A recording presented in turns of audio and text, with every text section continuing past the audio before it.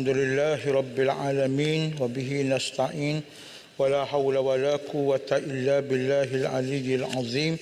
Allahumma salli ala Sayyidina Muhammad wa ala alihi wa sahbihi ajma'in. Terima kasih kepada Datuk Di-Pertua kerana memberi ruang kepada STU untuk sama-sama berbahas menjunjung titah Duli Yang Maha Mulia Seri Paduka Baginda Yang di-Pertua Agong bagi mesyuarat pertama Dewan Rakyat Penggal kelima Parlimen ke-15. Terlebih dahulu, Patik mewakili warga Parlimen STU merapat sembah setinggi-tinggi tahniah di atas pelantikan Kebah Duli Yang Maha Mulia Tuanku Sultan Ibrahim Ibni Almarhum Sultan Iskandar sebagai Yang di-Pertua Agong ke-17 dan Kebawah Duli Yang Maha Mulia Seri Paduka Baginda Raja Zari Sofia selaku Raja Permaisuri Agong. Seterusnya, Patik juga mewakili seluruh warga Parlimen STU ingin mengambil kesempatan untuk menzahirkan ucapan penghargaan dan menjunjung kasih kepada Yang di-Pertuan Agong ke-16 Sultan Abdullah Riayatuddin Al-Mustafa Billah Shah Ibni Almarhum Sultan Haji Ahmad Shah Al-Musta'in Billah dan Baginda Tuanku Azizah Maimunah Iskandariah yang telah memayungi negara dan rakyat sepanjang 5 tahun yang lepas dengan penuh hikmah dan bijaksana. Datuk Di-Pertua, saya mulakan perbahasan saya dengan membaca ayat Al-Quran dari Suratul Nisa ayat 58. A'udzubillahi minasyaitonirrajim. Innallaha ya'murukum an tu'addul amanati ila ahliha wa idza hakamtum bainan nas an tahkumu bil 'adl. Innallaha ni'ma ya'izukum bih. Innallaha kana sami'an basira. Maksudnya, sesungguhnya Allah menyuruh kamu supaya menyerahkan segala jenis amanah pada ahlinya yang berhak menerimanya. Apabila kamu menjalankan hukum di antara manusia, Allah menyuruh kamu menghukum dengan adil. Sesungguhnya Allah dengan suruhannya itu telah memberi pengajaran yang sebaik-baiknya kepada kamu. Sesungguhnya Allah Maha mendengar lagi Maha melihat. Datuk Di-Pertua, sehingga kini hak rakyat negeri Terengganu khususnya untuk mendapatkan bayaran royalti sepenuhnya masih terus dinafikan walaupun telah setahun lebih pemerintahan kerajaan Madani. Pada tahun 2018 hingga 2022, negeri Terengganu menerima bayaran royalti sebanyak RM1.2 bilion hingga RM1.4 bilion setiap tahun. Namun sehingga hari ini, kerajaan belum melunaskan sepenuhnya pembayaran wang royalti bagi tahun 2023. Saya mendapat maklum hampir separuh lagi dari wang royalti masih belum disalurkan walaupun kita telah memasuki Mac 2024. Apa nasib rakyat Terengganu? Apa jaminan kerajaan Madani benar-benar membantu rakyat Terengganu khususnya mereka dari golongan miskin tegak, B40 dan belenggu kos sara hidup yang sekian meningkat jika hak rakyat terus dinafikan? Datuk Di-Pertua, perkara seterusnya berkenaan isu kemiskinan rakyat termasuk kemiskinan tegak dan golongan B40. Apabila bercakap berkenaan kemiskinan rakyat, kejatuhan wang ringgit memberi impak yang sangat besar kepada golongan ini. Harga barang secara automatik akan meningkat. Lebih-lebih lagi, kita tidak dapat menafikan bahawa negara kita sangat bergantung kepada barangan import, contohnya bawang, beras, sayur-sayuran. Semuanya bergantung kepada barangan import. Jika mata wang ringgit terus merosot, maka harga barangan asasi rakyat akan terus meningkat. Tidak dinafikan, pada 15 Februari, YB Tabung ada menyatakan bahawa usaha membasmi miskin tegar di Kuala Lumpur Negeri Sembilan dan Melaka telah mencapai 100%. Namun realitinya, adakah di negeri-negeri tersebut sifar miskin tegar? Ada kegelandangan pengemis orang Papua telah dihapuskan 100%. Apakah kayu ukur yang digunakan oleh kerajaan dalam menentukan pencapaian tersebut? Saya mohon pihak kerajaan kemukakan data terkini dan kemukakan penjelasan tuntas kerajaan faktor kepada usaha tersebut tidak berjaya membasmi kemiskinan tegar walaupun ia telah mencecah 100%. Datuk Di-Pertua, kenyataan tambun yang mengatakan agar isu kejatuhan wang ringgit tidak sepatutnya dipolitikkan adalah tidak berasas sama sekali. Hakikatnya isu kejatuhan wang ringgit adalah isu rakyat. Rakyat terhimpit, harga barang import naik mencanak, ditambah pula dengan kenaikan SST daripada 6% kepada 8%. Semuanya membebankan rakyat. Mustahil dengan segala kadar dasar yang menyusahkan rakyat ini mampu mengeluarkan rakyat dari belenggu kemiskinan. Berdasarkan jawapan Menteri Keuangan II dalam sidang Parlimen tempoh hari ada menyatakan kerajaan sangat prihatin dengan kejatuhan wang ringgit dan prihatin akan keluaran rakyat dengan cara menyalurkan bantuan sumbangan tunai rahmah. Soalnya, adakah dengan bantuan one-off ini dapat menyelesaikan keluhan rakyat dengan kesan kejatuhan wang ringgit dan kenaikan SST dan sebagainya? Saya mencadangkan agar kerajaan memberi pengecualian cukai terhadap barangan yang melibatkan makanan asasi rakyat. Datuk Di-Pertua, sistem undang-undang jenayah Islam terbentuk melalui 3 jenis undang-undang, iaitu hudud, kisah dan ta'zir, yang merupakan hukuman khusus kepada orang Islam dan ia didasari oleh Al-Quran As-Sunnah seperti mana firman Allah dalam surah Al-Ahzab ayat 36. A'udzubillahi minasyaitonirrajim. Wa ma kana lil mu'minin wala mu'minah idza qadallahu wa rasuluhu amran an yakuna lahumul khiyaratu min amrihim faman ya'sillaha wa rasulahu faqad dhalla dhalalan mubina. Dan tidak patutlah bagi lelaki yang mukmin dan tidak pula bagi perempuan yang beriman apabila Allah dan Rasulnya telah menetapkan suatu ketetapan akan ada bagi mereka pilihan yang lain tentang urusan mereka. Dan barang siapa menderhakai Allah dan Rasulnya, maka sesungguhnya dia telah sesat dengan sesat yang nyata. Datuk Di-Pertua, pada 17 November 2023, Majlis Agama Islam Selangor MAIS telah menzahirkan kebimbangan berhubung gerakan pihak-pihak tertentu yang secara halus cuba untuk menjejaskan kedudukan Islam sebagai agama negeri dan juga agama persekutuan melalui proses litigasi mahkamah, termasuk mempertikai bidang kuasa negeri dalam menggubal peruntukan undang-undang Islam. Pada masa sama, golongan ini menganggap maksiat adalah satu kesalahan moral yang hanya dikira sebagai dosa pribadi dan tidak boleh dihukum. Walhal di sisi Islam ia dikira sebagai sebahagian daripada kesalahan ta'zir dalam Islam. Oleh itu tidak tepat jika setengah pihak menyatakan bahawa ta'zir dalam undang-undang sivil adalah sama sahaja dengan ta'zir di dalam undang-undang syariat dengan berhujah kedua-duanya dirujukkan dengan arahan pemerintah.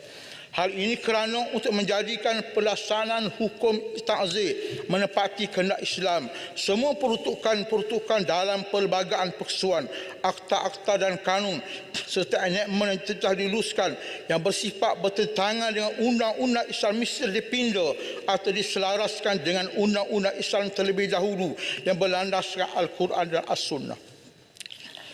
Justru saya ingin mengajak semua pihak, terutama ahli politik khususnya dan beragama Islam, untuk bersetuju dengan segala usaha mengukuhkan kedudukan undang-undang Islam di negara ini, termasuklah pindaan kepada perlembagaan persekutuan dan akta-akta yang berkaitan bagi memastikan kedudukan agama Islam tertinggi di tempatnya dan bukan sekadar baca doa di parlimen semata-mata. Datuk Di-Pertua, saya juga ingin menyentuh berkenaan isu ICRL. Jajaran ICRL yang panjang di kawasan Siu telah memberi kesan besar kepada rakyat Siu. Hal ini kerana di samping pembinaan ICRL dijalankan, kerosakan jalan berlaku dengan sangat teruk, jalan berlubang, kerosakan infrastruktur dan sebagainya. Namun proses membaik pulih jalan tersebut mengambil masa yang kadang-kadang sangat panjang. Saya mendapat aduan dari kalangan penduduk setempat berkenaan dengan isu ini. Mohon perhatian pihak Kementerian agar pembinaan ICRL tidak menyusahkan rakyat tempatan dan pembaikan kerosakan jalan tersebut dijalankan dengan kadar segera. Ada tempat seperti di Kampung Godasa Jabi dan Kampung Pual Kuban yang memerlukan pembinaan terawun untuk menjadi laluan kenderaan kecil seperti motosikal dan kereta wajar dipertimbangkan. Ya, selain itu, Datuk Di-Pertua, isu pesawat terhempas. Saya berpandangan isu ini makin kerap berlaku. Contohnya pada 17 Ogos 2023, pesawat terhempas di Elmina. Pada 12 Februari 2024, pesawat terhempas di kawasan Kapar. Dan hari ini, jiran saya Dan hari ini pesawat maritim pula terhempas di Kuala Selangor. Oleh itu, apakah faktor yang telah dikenal pasti dan langkah mitigasi kerajaan bagi mengurangkan kes-kes seperti ini berulang? Saya masuk kepada isu di kawasan saya. Siu merupakan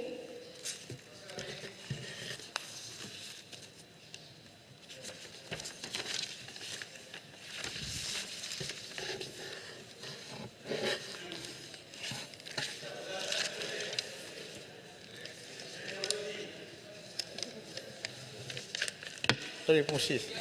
Sekejap. Stew minta penjelasan boleh? Isu royalty. Tak boleh. Memandangkan tak ada benda yang nak bahas. Ada lagi. Masa royalty dibayar tu kerajaan siapa? Sekejap. Menterinya Lim Guan Eng kan? Saya ingin 2018 hingga 2022. Kawasan parlimen saya. Pertama, isu hakisan pantai di Batu Rakit, Setiu. Projek pengawalan hakisan pantai Batu Rakit yang sedang dilaksanakan sepanjang 8 km memakan masa sehingga 3 tahun untuk disiapkan.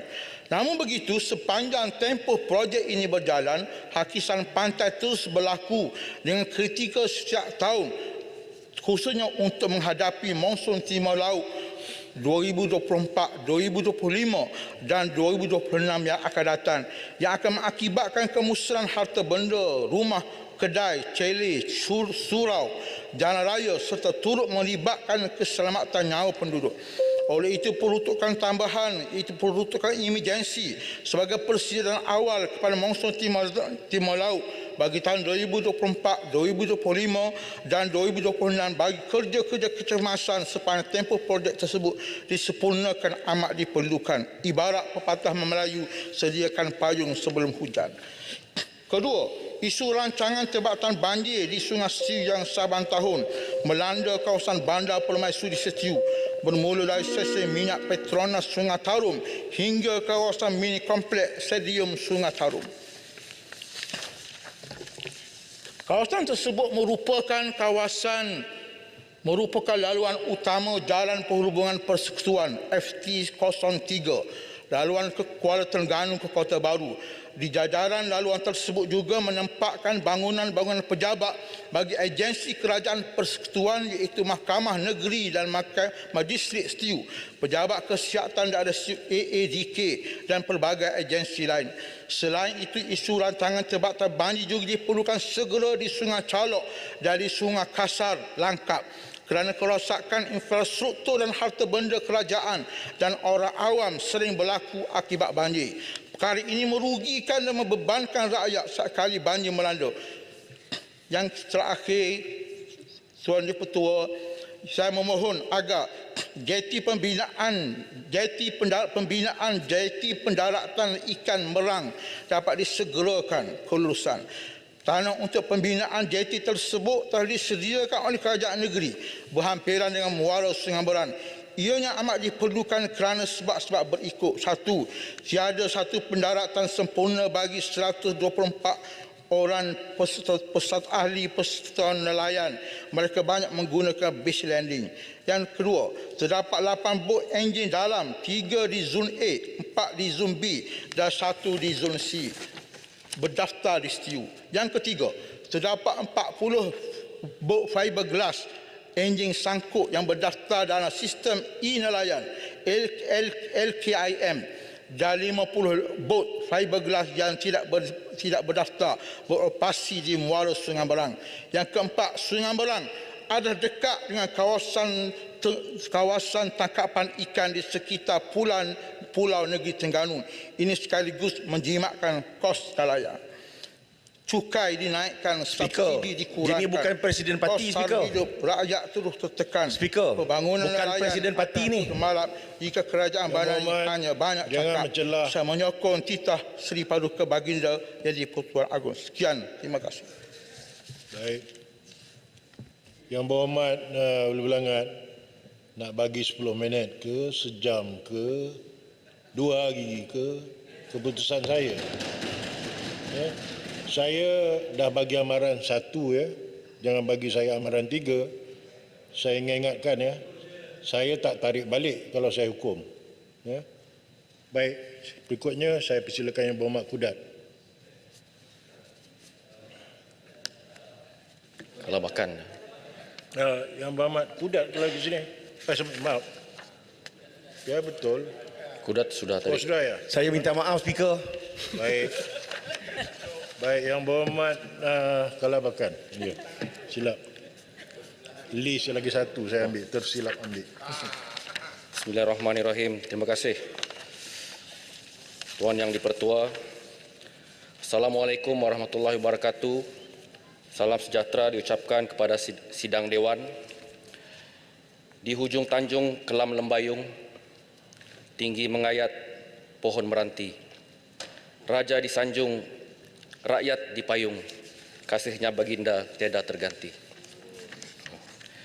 Saya menjunjung kasih titah ucapan Duli Yang Maha Mulia Seri Paduka Baginda Yang di-Pertuan Agong sewaktu pembukaan mesyuarat pertama penggal ketiga Parlimen ke-15.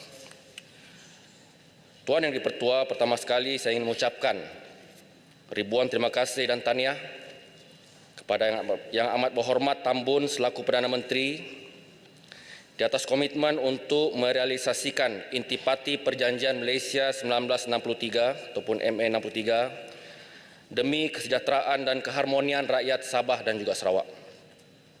Saya senada dengan rakan-rakan MP dari Sabah dan juga Sarawak memohon agar proses mekanisme pelaksanaan MA 63 ini dapat segera dilaksanakan agar hak rakyat Sabah terutamanya yang melibatkan cukai 40% hasil dari Sabah yang selama ini kurang mendapat perhatian dapat dikembalikan. Ini adalah untuk memastikan taraf kebajikan, keperluan dan pembangunan di Sabah dapat direalisasikan ke arah Sabah maju jaya seiring dengan nikmat yang dikecapi oleh negeri-negeri di Semenanjung. Tuan Yang Dipertua, kenaikan kadar cukai jualan dan perkhidmatan daripada 6 kepada 8% yang dilaksanakan bermula pada awal bulan ini telah menimbulkan kejutan ekonomi, terutamanya kepada golongan mudah terjejas dan memberikan impak terhadap kesejahteraan hidup rakyat. Sudahlah rakyat dibebankan dengan kos sara hidup yang kian meningkat saban tahun.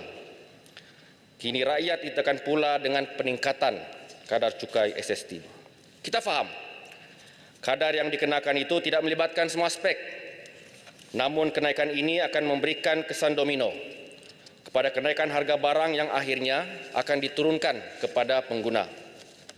Persoalannya, jika dahulu pelaksanaan GST sebanyak 6% dianggap membebankan rakyat, adakah kini pelaksanaan SST sebanyak 8% meringankan beban rakyat? Malahan pada segi kadar kutipan pula, sebelum GST dimasukkan, ianya berjaya mengutip hasil berjumlah RM44 bilion pada tahun 2017 berbanding SST yang hanya RM31 bilion pada tahun 2022. Hal ini menunjukkan pengurangan hasil kerajaan berjumlah RM13 bilion. Tambahan pula, menurut pakar ekonomi RHB Bank Berhad menyatakan bahawa sekiranya GST berkadar 6% dilaksanakan semula pada tahun ini, anggaran kutipan hasil kerajaan adalah kira-kira RM63.5 bilion, hampir 2 kali ganda daripada kutipan SST sebanyak RM35.8 bilion yang diunjurkan oleh kerajaan untuk tahun 2024 menerusi peningkatan kadar SST kepada 8%. Sudahlah cukai yang dikenakan semakin tinggi, namun kutipan hasil kerajaan pula semakin kurang. Justru, bagaimanakah mekanisme kerajaan untuk memastikan hutang negara yang kini telah meningkat kepada RM1.172.5 bilion berdasarkan Buletin Suku Tahunan Suku keempat 2023 Bank Negara Malaysia berbanding hanya RM686.8 bilion sebelum berlakunya perayaan kerajaan. Saya juga ingin mengemukakan beberapa persoalan. Yang pertama, sejauh manakah pelaksanaan SST ini lebih baik daripada GST memandangkan 174 daripada 193 negara telah melaksanakan GST ataupun VAT. Kedua, apakah mekanisme pihak kerajaan untuk menangani aktiviti black economy kesan daripada pelaksanaan SST yang telah mengakibatkan negara kehilangan hampir 20 hingga 30 bilion daripada hasil negara. Ketiga, apakah mekanisme kerajaan untuk memastikan tidak berlakunya aktiviti peningkatan harga barangan oleh para peniaga. Dan keempat, apakah jaminan kerajaan bahawa peningkatan kadar SST ini tidak akan memberikan kesan kepada pengguna, terutamanya kepada penduduk di pedalaman Sabah dan juga Sarawak. Tuan Yang di-Pertua, Kelabakan, boleh minta sedikit pandangan. okey. Terima kasih kekandaku Yang Berhormat Kelabakan. Berkenaan dengan SST yang dibawa oleh Kelabakan tadi, adakah Kelabakan bersetuju dan apakah pandangan Kelabakan berkenaan dengan implikasi pengenaan SST kepada logistik? Walaupun sebelum ni kita dengar untuk F&B, food and beverage dengan izin, beverage tu minuman lah. Kalau katakan food dan beverage itu dibuat di kilang, kos logistik tu akan dikenakan SST dan kemungkinan besar kita tak pasti nak minta pandangan lah. Kenaan 6% dalam logistik untuk tin-tin sardin lah, untuk Coca-Cola yang orang minum lah. Adakah benda itu akan juga memberi dan membawa impak kepada harga barangan pada akhirnya? Apa pandangan Kelabakan? Terima kasih Kadaku Ipoh Timur. Sudah pasti ya, sebarang kenaikan di peringkat huluan ya akan meningkatkan kos ya. Tidak kiralah ya daripada segi logistik ya, yang bermula daripada segi packaging seperti dimaklumkan tadi contoh adalah tin sardin ya, sedikit sebanyak ia akan memberikan impak kepada harga barang tersebut. Dan saya mahukan ya sekurang-kurangnya kerajaan ya mempunyai satu mekanisme ya untuk memastikan ya, bahawa kenaikan ini dapat ditanggung ataupun sekurang-kurangnya ya, daripada pihak penguatkuasaan sebagai contoh ya, agar kos ya, ini dapat sekurang-kurangnya meringankan ya, beban yang akan ditanggung oleh pengguna. Saya teruskan kepada saya punya perbahasan ya, Tuan Yang Ketua. Sudah pasti peningkatan kos sara hidup dan penambahan kadar cukai ini memerlukan kerajaan memberikan perlindungan sosial kepada rakyat, terutamanya golongan yang terjejas ekonominya. Justru saya menyambut baik usaha kerajaan untuk tidak lagi memberikan subsidi secara pukal, memandangkan ianya tidak efisien dan tidak dinikmati sepenuhnya oleh golongan sasar. Antara langkah yang diambil oleh kerajaan bagi mengatasi masalah ini adalah menerusi pemberian sumbangan tunai rahmah yang dijenamakan semula daripada BRIM yang merupakan satu langkah social safety net yang terbaik bagi memastikan agihan seimbang dapat disalurkan kepada rakyat yang terkesan. Sehubungan itu saya ingin mendapatkan penjelasan daripada pihak kerajaan, iaitu pertama, apakah mekanisme pemberian dan juga penyaluran subsidi bersasar ini kepada rakyat? Adakah akan menggunakan kad pengenalan ataupun kaedah biometrik sebagai contoh? Dan kedua, sejauh manakah mekanisme ini berupaya mencapai akses ke kawasan pedalaman dan agar manfaatnya dapat juga dirasakan oleh penduduk di luar bandar? Tuan Yang di-Pertua, seterusnya saya ingin membawa isu kawasan. Di atas kesempatan ini saya ingin mengucapkan terima kasih kepada pihak kerajaan kerana telah berjaya menyiapkan jalan akses ke sempadan Semenggaris Serudung dan amat berharap pembinaan fasa seterusnya dapat dilaksanakan dengan kadar segera. Seterusnya 4 pakej di dalam fasa 1 projek Pen Borneo juga telah siap. Tetapi diharapkan fasa ini dapat disegerakan memandangkan proses pembinaan ini sangat lambat lewat hingga akan mempengaruhi fasa-fasa yang lain, terutamanya fasa 3 dari Tawau ke Kelabakan dan Kemanis yang kita pun belum tahu bila lagi dia akan siap. Tuan Yang di-Pertua, saya memohon juga agar pihak kerajaan memberikan fokus untuk menyelesaikan krisis bekalan air bersih di Pulau Sebatik yang telah berlanjutan sejak sekian lama. Ditambah lagi dengan keadaan kering dan panas berpunca daripada fenomena El Nino yang dijangkakan akan berakhir bulan hadapan, mengakibatkan loji takungan, satu-satunya loji takungan air di Wallace Bay Sebatik, kering. Justru saya memohon langkah penyelesaian jangka panjang dengan membina loji takungan baru bagi menyelesaikan secara tuntas masalah rakyat di Pulau Sebatik. Saya mohon juga agar kerajaan menyegerakan pembinaan klinik kesihatan Sungai Tamang Sebatik yang sepatutnya ditender pada tahun lepas, namun sehingga kini belum lagi ada apa-apa perkembangan.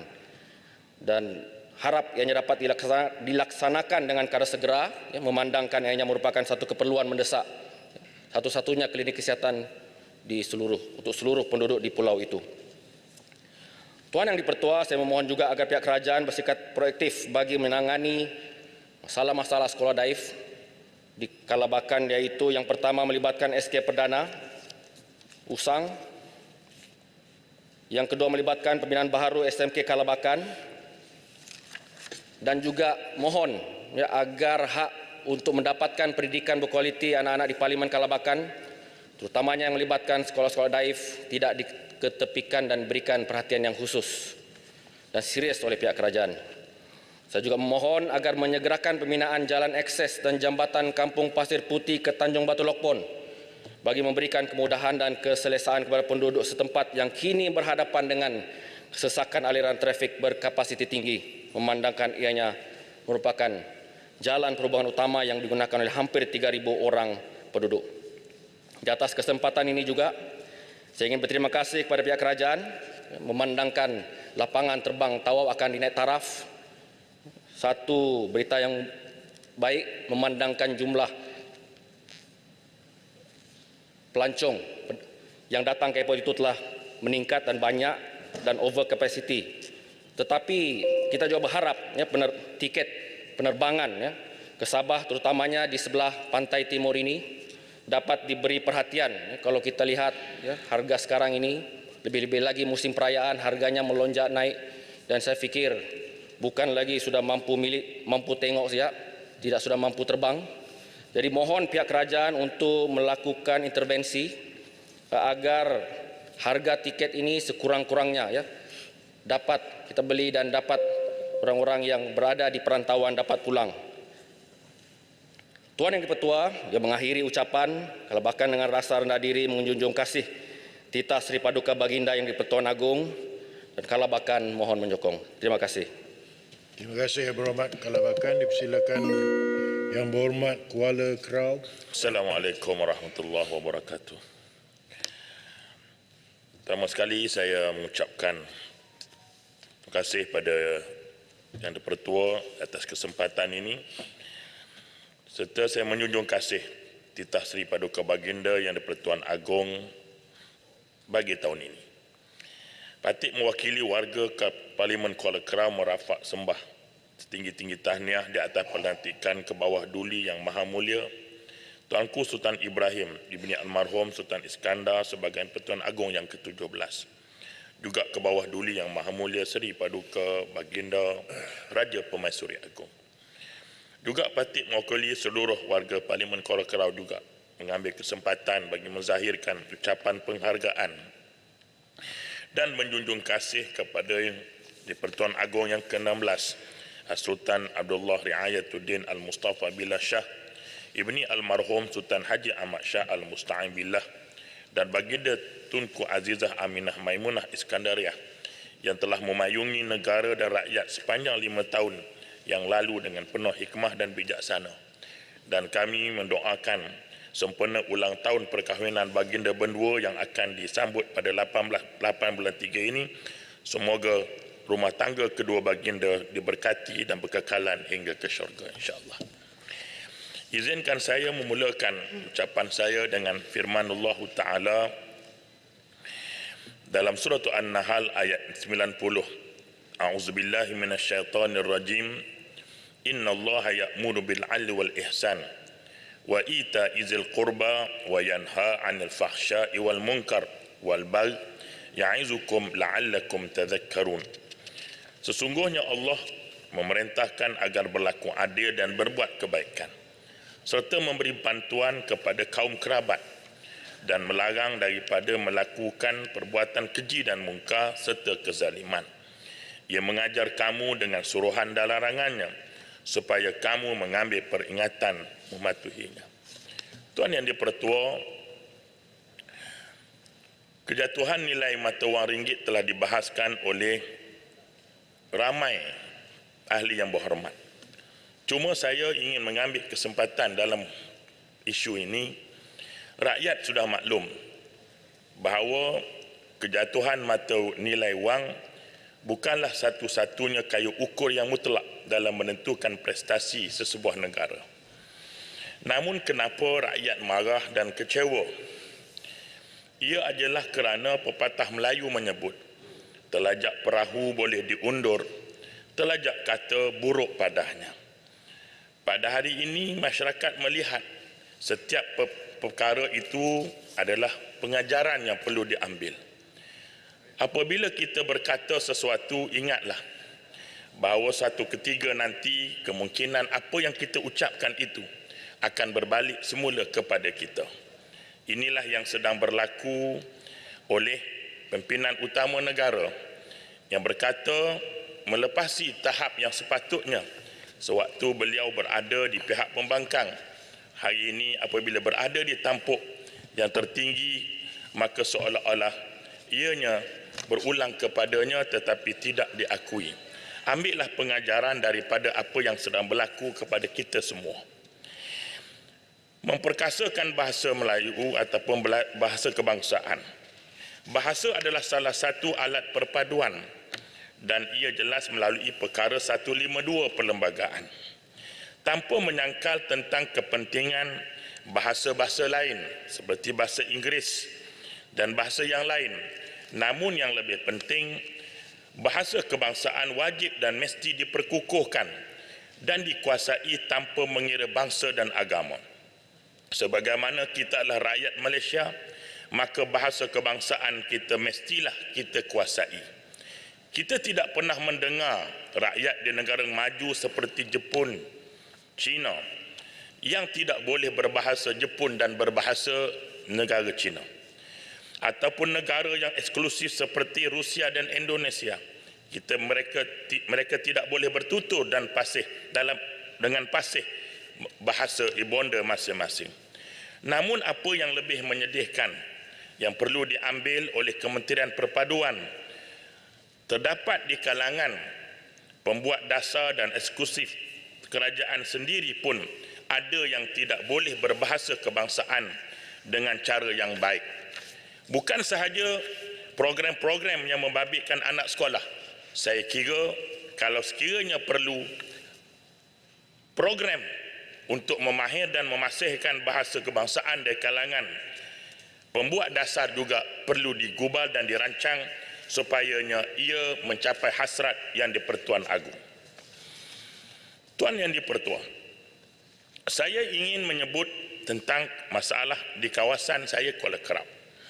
Pertama, saya ingin mendapatkan pencerahan daripada pihak Kementerian Pengangkutan yang sebelum ini telah menjawab mengenai perbahasan titah diraja pada tahun yang lalu berkenaan dengan status semasa kerja menaik taraf infrastruktur stesen kereta api Kuala Kerau. Pelaksanaan kerja pembinaan yang dikatakan akan dimulakan pada suku keempat tahun 2023 dan akan mengambil masa sekitar 8 bulan untuk siap sepenuhnya, membabitkan 1.3 juta telah diperuntukkan. Namun sehingga ke hari ini ianya masih lagi tidak dilihat apa-apa perkembangan. Mohon penjelasan. Tuan Yang-Pertua, sebagai ulangan, stesen kereta api Kuala Kerau ni sudah berusia hampir lebih 80 tahun. Boleh gambarkanlah bagaimana suasana dan keadaan 80 tahun. Ya. Usia kita pun kalau 80 tahun pun kita dah tahu macam mana bentuk tubuh kita. Seterusnya, saya ingin membawa perhatian berkenaan dengan kesusahan hidup 5 kampung di Kuala Kerau yang pernah saya bangkitkan sebelum ini. Kampung Payesuk, Kampung Sungai Mai, Taman Perumahan Kos Rendah, Kampung Baru Gong dan Kampung Batu Seratus yang terpaksa merentasi secara haram rel kereta api Kuala Kerau di kawasan Kampung Payesuk. Walaupun laluan ini yang membahayakan, namun demi mengelak kesesakan dan menempuh jarak perjalanan yang jauh untuk menghantar anak-anak ke sekolah terutamanya, mereka terpaksa mengambil risiko kerana keadaan yang tidak diizinkan. Melalui laluan ini, jarak dari kampung yang saya sebutkan ini dengan sekolah berdekatan hanya sekitar 1 ke 3 kilometer. Namun sekiranya ia melalui jalan negeri, iaitu mengikut jalan Kampung Gohok dan Fekragong, Kuala Mai, Kuala Kampung Seboi, Pekan Kuala Kerau, jaraknya boleh menjadi sejauh 25 km. Jadi saya mohon agar pihak kerajaan apa yang perlu dilakukan oleh pihak saya agar dijantas merentasi laluan rel kereta api ini dapat direalisasikan sekurang-kurangnya. Kalau tidak pun dapat dilakukan dijantas diadakan laluan lintas berpengawal. Tuan Yang Pertua, berkenaan dengan Jalan Persekutuan Kuala Kerau, perkara ini pernah saya sebut pada tahun lepas di Dewan Rakyat ini, berkenaan dengan jambatan di laluan FT98 Temeluk Jerantut di Kampung Seboi yang sempit dan sekarang ini berdepan dengan masalah baru mengalami keruntuhan tebing yang berisiko untuk runtuh sebagaimana yang berlaku di jambatan di Pekan Kuala Kerau. Saya mohon agar kerja pembaikan dapat disegerakan supaya ini tidak akan menjadi lebih ketara. Isu Felda. Pertama tentang STR skim tanah rakyat. Saya sangat menyokong usaha yang dilakukan oleh Felda dalam menjamin penginapan generasi kedua, iaitu dengan melaksanakan projek STR ini. Dan ada kawasan-kawasan yang telah mula proses pengukuran tanah ini. Namun pertanyaan saya adalah sampai bila kerajaan ingin menangguhkan pindaan akta GSA ini, kerana akta inilah yang akan menjadi penghalang utama dalam pembangunan tanah yang membabitkan generasi peneroka, generasi kedua dan generasi seterusnya. Sebab itulah saya mengharapkan agar STR ini benar-benar diwujudkan dan segera dilaksanakan agar dia dapat mengatasi masalah generasi kedua. Masalah yang kedua berkaitan ialah tentang penyata Felda. Masih ada di kalangan peneroka Felda yang menerima penyata yang masih tinggi kadar pemotongannya yang tidak jelas sehingga mencecah kepada RM2,000 seperti mana yang berlaku di peneroka Jengka 19 dan kawasan-kawasan Felda yang lain. Yang seterusnya, isu bayaran hasil penjualan buah sawit. Perkara ini telah lama berlaku dan saya mengharapkan Felda untuk mengkaji balik tentang amalan, iaitulah sering terjadi suatu proses penjualan buah sawit. Sekiranya tarikh penjualan dibuat pada 1 hingga 15, maka pembayaran oleh Felda akan dibuat sekitar pada 26 hingga 30 pada bulan yang sama. Namun jika penjualan dilakukan selepas 16 hari bulan pada bulan yang tersebut, pembayaran itu akan dibuat paling-paling awal pun pada 15 ataupun 16 pada bulan yang berikutnya. Ini amat memberikan tekanan langsung kepada pihak peneroka dan keadaan ini pihak peneroka mencari alternatif untuk berurusan dengan pihak lain untuk menjual hasil dan ia sekaligus merugikan Felda yang hari ini diumumkan kerugian lebih daripada 1 bilion. Mohon perhatian. Dan yang paling akhir, saya juga ingin mengingatkan diri saya dan seluruh yang berhormat yang lain untuk sama-sama memberi fokus sebagaimana yang disebut oleh Yang Pertuan Agong, kerana fokus inilah yang akan menentukan perubahan masa depan negara kita. Tidak perlulah diulang-ulang perkara yang sebelumnya disebut, seumpamanya kesalahan-kesalahan kesilapan yang lalu, melainkan kita fokus untuk meneruskan agenda perpaduan dan ajaran pembangunan negara. Dan paling akhir sekali, saya ingin juga mewujudkan tentang pendidikan orang asli. Melalui perbincangan saya dengan guru besar dan guru-guru yang pernah terlibat dan pernah mengajar berkhidmat di sekolah-sekolah masyarakat ini, di antara perkara yang perlu diambil kira iaitu masalah psikologi pelajar dan keluarga mereka. Justru itu saya berpandangan sekiranya perlu diadakan sekolah khusus kepada masyarakat ini, bukan untuk mengasingkan mereka daripada arus perdana, tetapi tindakan ini saya melihat mampu untuk menjadikan suatu tindakan bersepadu bagi membangunkan pelajar serta keluarga serta masyarakat agar mereka dapat mengikuti pendidikan dan mengubah nasib mereka. Sebagaimana wujudnya hospital orang-orang asli, maka kenapa tidak boleh diwujudkan sebagai pernah yang saya cadangkan, diwujudkan juga pusat latihan MARA atau pusat latihan TVET khusus kepada masyarakat ini kerana mereka saja yang tahu bagaimana untuk mewujudkan dan wujud memajukan masyarakat mereka. Dan yang paling akhir, Di-Pertua, sekali lagi saya mengulangi agar PDRM mewujudkan kor agama polis bagi sebagaimana wujudnya kor agama di dalam Angkatan Tentera bagi mengatasi masalah yang telah diperbincangkan oleh Yang Berhormat yang lain. Sebagai akhir, saya menyokong titah yang Duli Yang Maha Mulia Yang di-Pertuan Agong. Sekian, terima kasih. Assalamualaikum warahmatullahi wabarakatuh. Terima kasih Yang Berhormat Kuala Kerau. Saya mempersilakan Yang Berhormat Segamat. Terima kasih Timbalan Yang di-Pertua. Sebagai mukadimah, saya ingin menzahirkan penghargaan yang tidak berbelah bagi saya kepada Kebawah Duli Yang Maha Mulia Seri Paduka Baginda Yang di-Pertuan Agong ke-17 Sultan Ibrahim Ibni Almarhum Sultan Iskandar, yang merupakan figura terulung yang dihormati tinggi kerana keprihatinan tuanku dalam soal kedaulatan negara.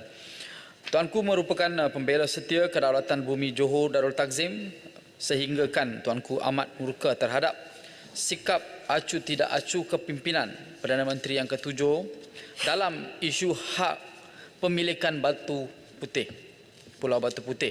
Semasa pentadbiran beliau, kerajaan pimpinannya telah melepas peluang untuk memfailkan semakan rayuan terhadap keputusan penghakiman Mahkamah Keadilan Antarabangsa IGC International Court of Justice pada tahun 2008 yang menetapkan Batu Putih milik penuh Singapura. Kepincangan kepimpinan pada waktu itu dalam hal tersebut telah membuktikan kepada kita semua bahawa beliau tidak langsung sensitif, peka dan ambil peduli terhadap aspek kedaulatan negara, terutamanya yang melibatkan hak persempadanan yang meliputi aspek keselamatan wilayah. Lebih mengecewakan, kerajaan yang diterajui oleh mantan Perdana Menteri itu tidak langsung merujuk sebarang tindakan atau keputusan berkenaan dengan Batu Putih kepada Tuanku Sultan Ibrahim yang pada ketika itu merupakan Sultan Johor. Rentetan daripada kecewaan Tuanku Sultan Ibrahim berkenaan Batu Putih, saya sebagai anak jati dan juga wakil rakyat negeri Johor Darul Takzim ingin menegaskan soal kedaulatan negara tidak seharusnya dipandang enteng, lebih-lebihnya lagi yang melibatkan tuntutan perundangan antarabangsa. Sekali lagi saya ingin menyatakan dukungan penuh terhadap titah Tuanku Yang di-Pertuan Agong yang tekad untuk memastikan bahawa kedaulatan tanah air, kemakmuran negara dan kesejahteraan hidup rakyat akan sentiasa dipelihara di bawah naungan Tuanku Yang di-Pertuan Agong dan Majlis Raja-Raja Melayu. Timbalan Yang di-Pertua, saya sebagai intipati pertama, saya ingin menyentuh tentang pengukuhan perpaduan nasional yang turut diungkapkan dalam titah sulung Tuanku Yang di-Pertuan Agong. Benar apa yang ditetapkan oleh Tuanku, negara kita memerlukan satu dasar yang holistik serta undang-undang yang khusus untuk memelihara keharmonian rakyat berbilang kaum di negara ini. Tuanku sedar hakikat bahawa perpaduan negara ini merupakan acuan penting kepada pembinaan tamadun Malaysia Madani yang difalsafahkan oleh kerajaan perpaduan. Seperti di negara Belgium, undang-undang khas anti perkauman atau dikenali sebagai Morex Law yang telah diperkenalkan seawal tahun 1981. Undang-undang ini memperuntukkan bahawa diskriminasi terhadap mana-mana kaum ataupun diskriminasi perkauman yang disiarkan menerusi apa jua bentuk penyiaran dan interaksi adalah kesalahan jenayah. Perpaduan kaum merupakan masalah kritikal pasca pilihan raya ke-14. Oleh sebab itu, semangat kebersamaan yang diterapkan menerusi pembentukan kerajaan perpaduan yang direstui oleh mantan Yang di-Pertuan Agong wajar dijadi sebagai iktibar besar kepada kita semua untuk sentiasa memelihara keharmonian masyarakat berbilang kaum. Jika kita menghayati sedalam-dalamnya hikmah di sebalik pembentukan kerajaan perpaduan yang direstui oleh Yang di-Pertuan Agong sebelum ini dan titah prihatin Yang di-Pertuan Agong yang baru berkenaan perpaduan rakyat, kita akan menyedari bahawa usaha untuk menyatu padukan rakyat menerusi kepimpinan merupakan wasiat diraja yang perlu kita ahli-ahli parlimen mendukung sebagai fokus bersama dalam membangunkan Malaysia Madani. Seperti yang pernah diungkapkan oleh the great Mahatma Gandhi, our ability to reach unity in diversity will be the beauty and the test of our civilization. Ungkapan tokoh politik India tersebut menjelaskan kepada kita bahawa perpaduan merupakan satu cabaran besar dalam pembinaan sesebuah tamadun. Lebih-lebih lagi dalam persekitaran kehidupan yang diwarnai dengan pelbagai bangsa, agama, kaum dan bendera politik. Dengan kata lain, untuk mencapai perpaduan yang sebenar, kita semua mesti berganding bahu dalam merencanakan setiap agenda nasional tanpa memprejudikan mana-mana segmen masyarakat. Mesej tersebut seiring dengan apa yang dizahirkan oleh Tuanku Yang di-Pertuan Agong bahawa kejayaan atau kegagalan negara ini bukan diletak di bahu Perdana Menteri sahaja, tetapi ia adalah tanggungjawab kesemua 222 ahli Dewan Rakyat. Kecaknaan Tuanku Yang di-Pertuan Agong terhadap soal kebersamaan wakil rakyat dalam menjayakan aspirasi pembangunan negara merupakan bukti kepada kita bahawa perpaduan harus dimulakan di peringkat kepimpinan. Jangan pernah kita menyalahgunakan penghormatan, kuasa, mandat dan kekayaan yang diizinkan kepada kita untuk mengheret rakyat dalam perseteruan politik perkauman yang akan mengucar-kacirkan keharmonian negara. Berhentilah kita dengan isu-isu yang perkauman ini yang boleh memecah belahkan dan juga menghakis kepercayaan kepada negara-negara luar terhadap negara kita. Sekamat. Minta Boleh, silakan. sedikit mengenai isu ini.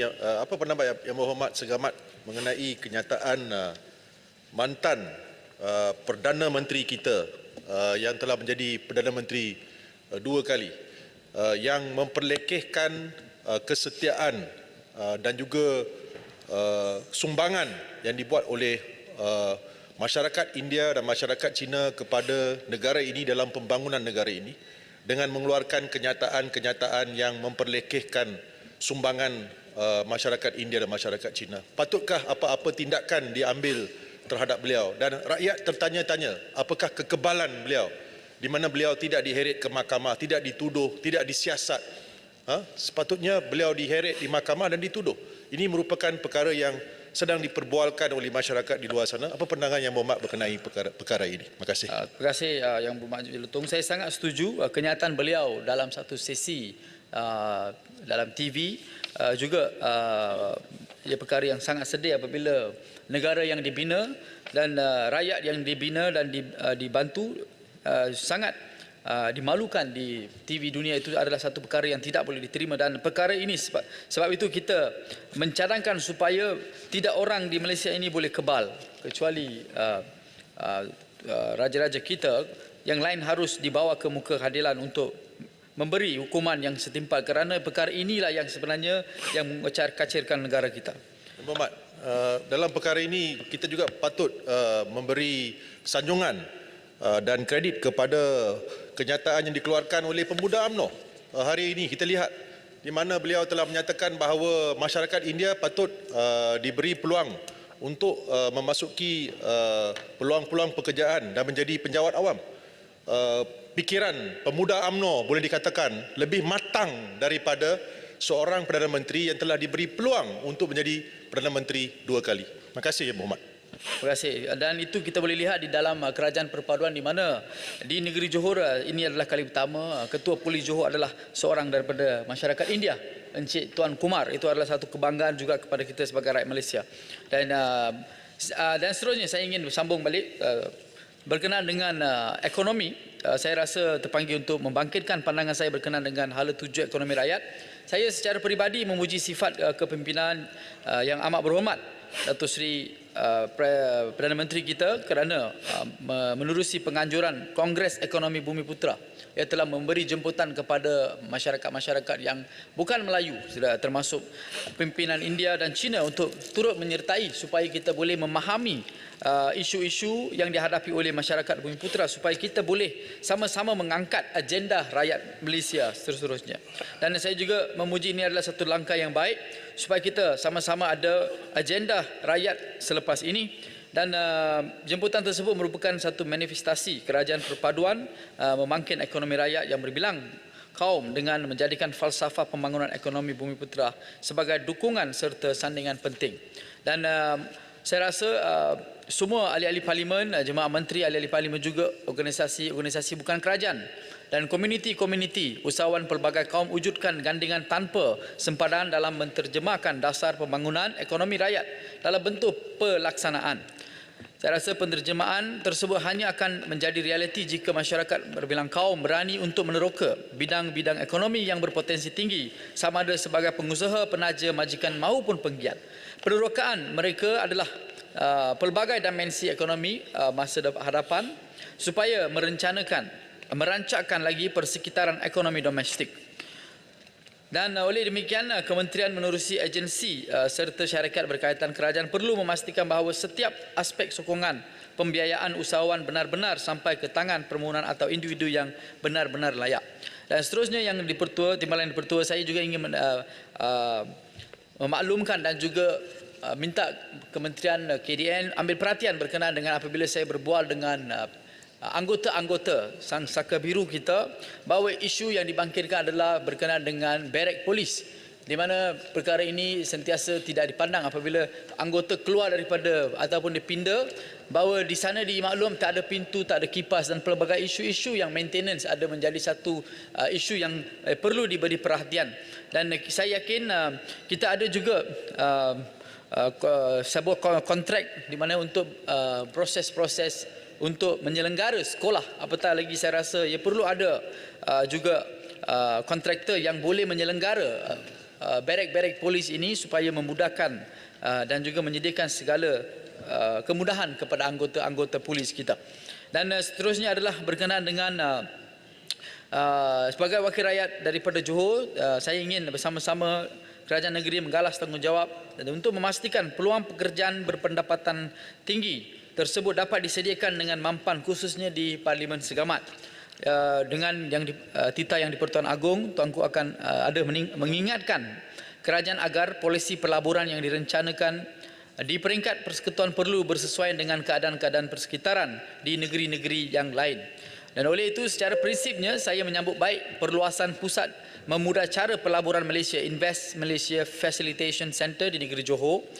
Perluasan tersebut merupakan strategi yang jangka panjang yang merupakan memperkasakan sektor ekonomi yang berorientasikan perbuatan, kejuruteraan, penghilangan dan teknologi di daerah-daerah berpenduduk tinggi seperti di Segamat. Oleh itu saya ingin menegaskan agar Kementerian Pelaburan, Perdagangan dan Industri dapat menjadikan Invest Malaysia Facilitation Center Johor sebagai pencetus kepada peningkatan kadar pelaburan asing yang berimpak tinggi di Parlimen Segamat. Oleh itu, dan akhir sekali, saya juga ingin menekankan satu perkara lagi di mana berkenaan dengan menuntut agar peluang pekerjaan kemahiran tinggi dengan pendapatan bermaruah dapat ditumpukan di daerah Segamat, sebab Segamat adalah sebuah kawasan yang begitu dalam dan kurang ada pembangunan ataupun pelaburan. So oleh itu saya mohon kementerian untuk mengambil perhatian. Ia sejajar dengan aspirasi Wilayah Ekonomi Pantai Timur ECER supaya kita boleh memajukan dan mewujudkan peluang pekerjaan kepada semua penduduk-penduduk, khususnya keluaran daripada SPM dan ataupun IPTA dan IPTS, supaya mereka boleh menetap dan belajar dan bekerja di kampung ataupun di desa mereka lahir. Dan di samping itu, terakhir sekali, peluang ekonomi kepada rakyat dalam segmen pendapatan rendah, inisiatif tersebut mampu dijadikan sebagai faktor tarikan kepada mana-mana pelabur asing dan tempatan untuk membangunkan fasiliti pertanian berteknologi tinggi. Pengadaptasian teknologi dalam pertanian merupakan melonjakkan kadar penghasilan satu-satu produk tani yang boleh memperhebatkan aspek keterjaminan makanan di peringkat negeri, seterusnya di nasional. Oleh itu saya mengakhiri, sekian saja ucapan saya bagi perbahasan menjunjung kasih titah tuanku yang di-Pertuan Agong, saya mohon menyokong. Terima kasih Yang Berhormat Segamat. Berikut saya mempersilakan Yang Berhormat Penggalan Cepa.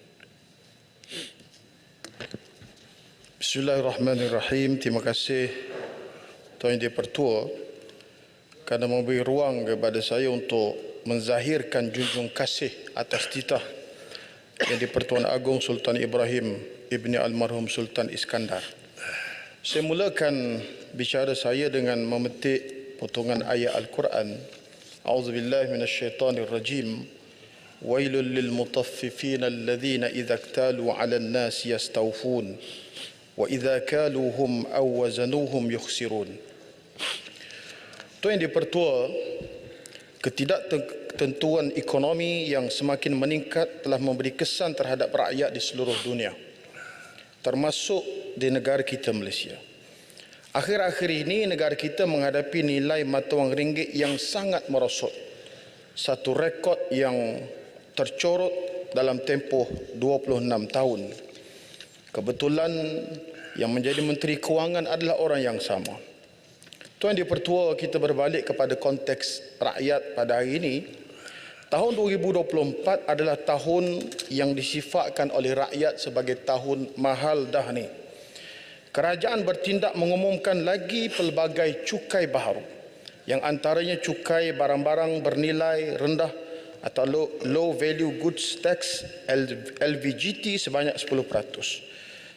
Cukai CGT sebanyak 10%, cukai servis sebanyak 8%, cukai perkhidmatan digital ataupun Digital Service Tax DST sebanyak 8%, cukai barangan bernilai tinggi HVGT sebanyak 10%. Walaupun kadar baharu ini tidak merangkumi perkhidmatan, namun untuk minuman dan makanan, telekomunikasi dan tempat letak kereta, namun ia secara tidak langsung akan memberi kesan kepada harga barang, keperluan-keperluan asas kepada rakyat terbawah. Apakah persiapan pihak kementerian dalam mendepani kesan tidak langsung peningkatan harga barang akibat daripada keputusan kerajaan menaikkan dan memperkenalkan cukai-cukai tersebut pada masa yang sangat tidak bersesuaian? Kerajaan perlu tahu bahawa pelaksanaan cukai ini jauh akan menyebabkan gangguan rantaian bekalan supply chain. Jika dahulu parti-parti yang menganggotai kerajaan pada hari ini antara yang sangat lantang menolak cukai GST kerana ia akan membebankan rakyat, terutamanya golongan yang termiskin. Apa bezanya? Pengenalan cukai-cukai seperti ini yang pasti akan terkesan dengan kos perbelanjaan yang semakin tinggi adalah rakyat yang di bawah. Kerajaan perlu merangka strategi yang berkesan bagi mengurangkan beban rakyat miskin, bukan menyebelahi taikun-taikun. Memang betul lah apa yang disebut oleh MP Muar bahawa rakyat mengenali kerajaan ini sebagai kerajaan mahal dah ni. Soalan saya, apakah bil elektrik, bil air tidak dikenakan kenaikan SST pada 1 Mac kerana air dan elektrik merupakan dua keperluan asas dalam keadaan rakyat yang dihimpit dengan kesan berganda akibat daripada kenaikan harga barang, nilai ringgit yang merosot dan juga diperkenalkan cukai-cukai ini. Ibarat disebut bahawa rakyat di bawah sudahlah jatuh ditimpa tangga. Dalam bahasa Kelantan ditambah lagi terombak kilah dia dan tangan dia terpetak tahi ayam. Jadi tak boleh bangun. Ini satu perkara yang sangat menekan dan membebankan rakyat. Tuan Dipertua, sebab itu apakah kerajaan sebelum mengumumkan, memperkenalkan formula-formula yang baru ini telah mengkaji kesan domino terhadap pelaksanaan SST terhadap kos sara hidup rakyat termiskin, terutamanya golongan B40. Tuan Dipertua, Perdana Menteri baru-baru ini telah mengumumkan, iaitu pada 29 September 2023, bahawa kerajaan akan mengambil alih semula aset-aset yang pernah diserahkan kepada UGSB, sebuah SPV yang ditubuhkan di bawah Kementerian Kewangan pada zaman kerajaan PH 1.0. Semua aset-aset strategik adalah merupakan aset milik tabung haji yang merupakan entiti yang sangat diyakini oleh umat Islam dalam negara kita, bukan sahaja dalam tujuan untuk menunaikan haji tetapi juga sebagai sebuah entiti secara tidak langsung sebagai wakil mereka untuk melaburkan simpanan yang ada. Pada zaman kita, Kerajaan Perikatan Nasional pada waktu itu, dalam menjawab soalan yang berbangkit di Dewan ini, saya telah pun menyatakan bahawa komitmen kerajaan ketika itu untuk menyemak semula cadangan penjualan ladang besar-besaran milik THP, iaitu sebanyak 77,000 hektar ladang yang merupakan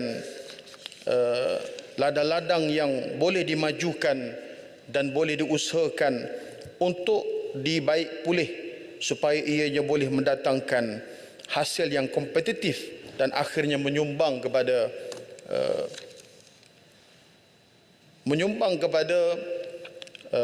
pembahagian keuntungan yang meningkat kepada pencarum-pencarum di tabung haji, pendeposit di tabung haji.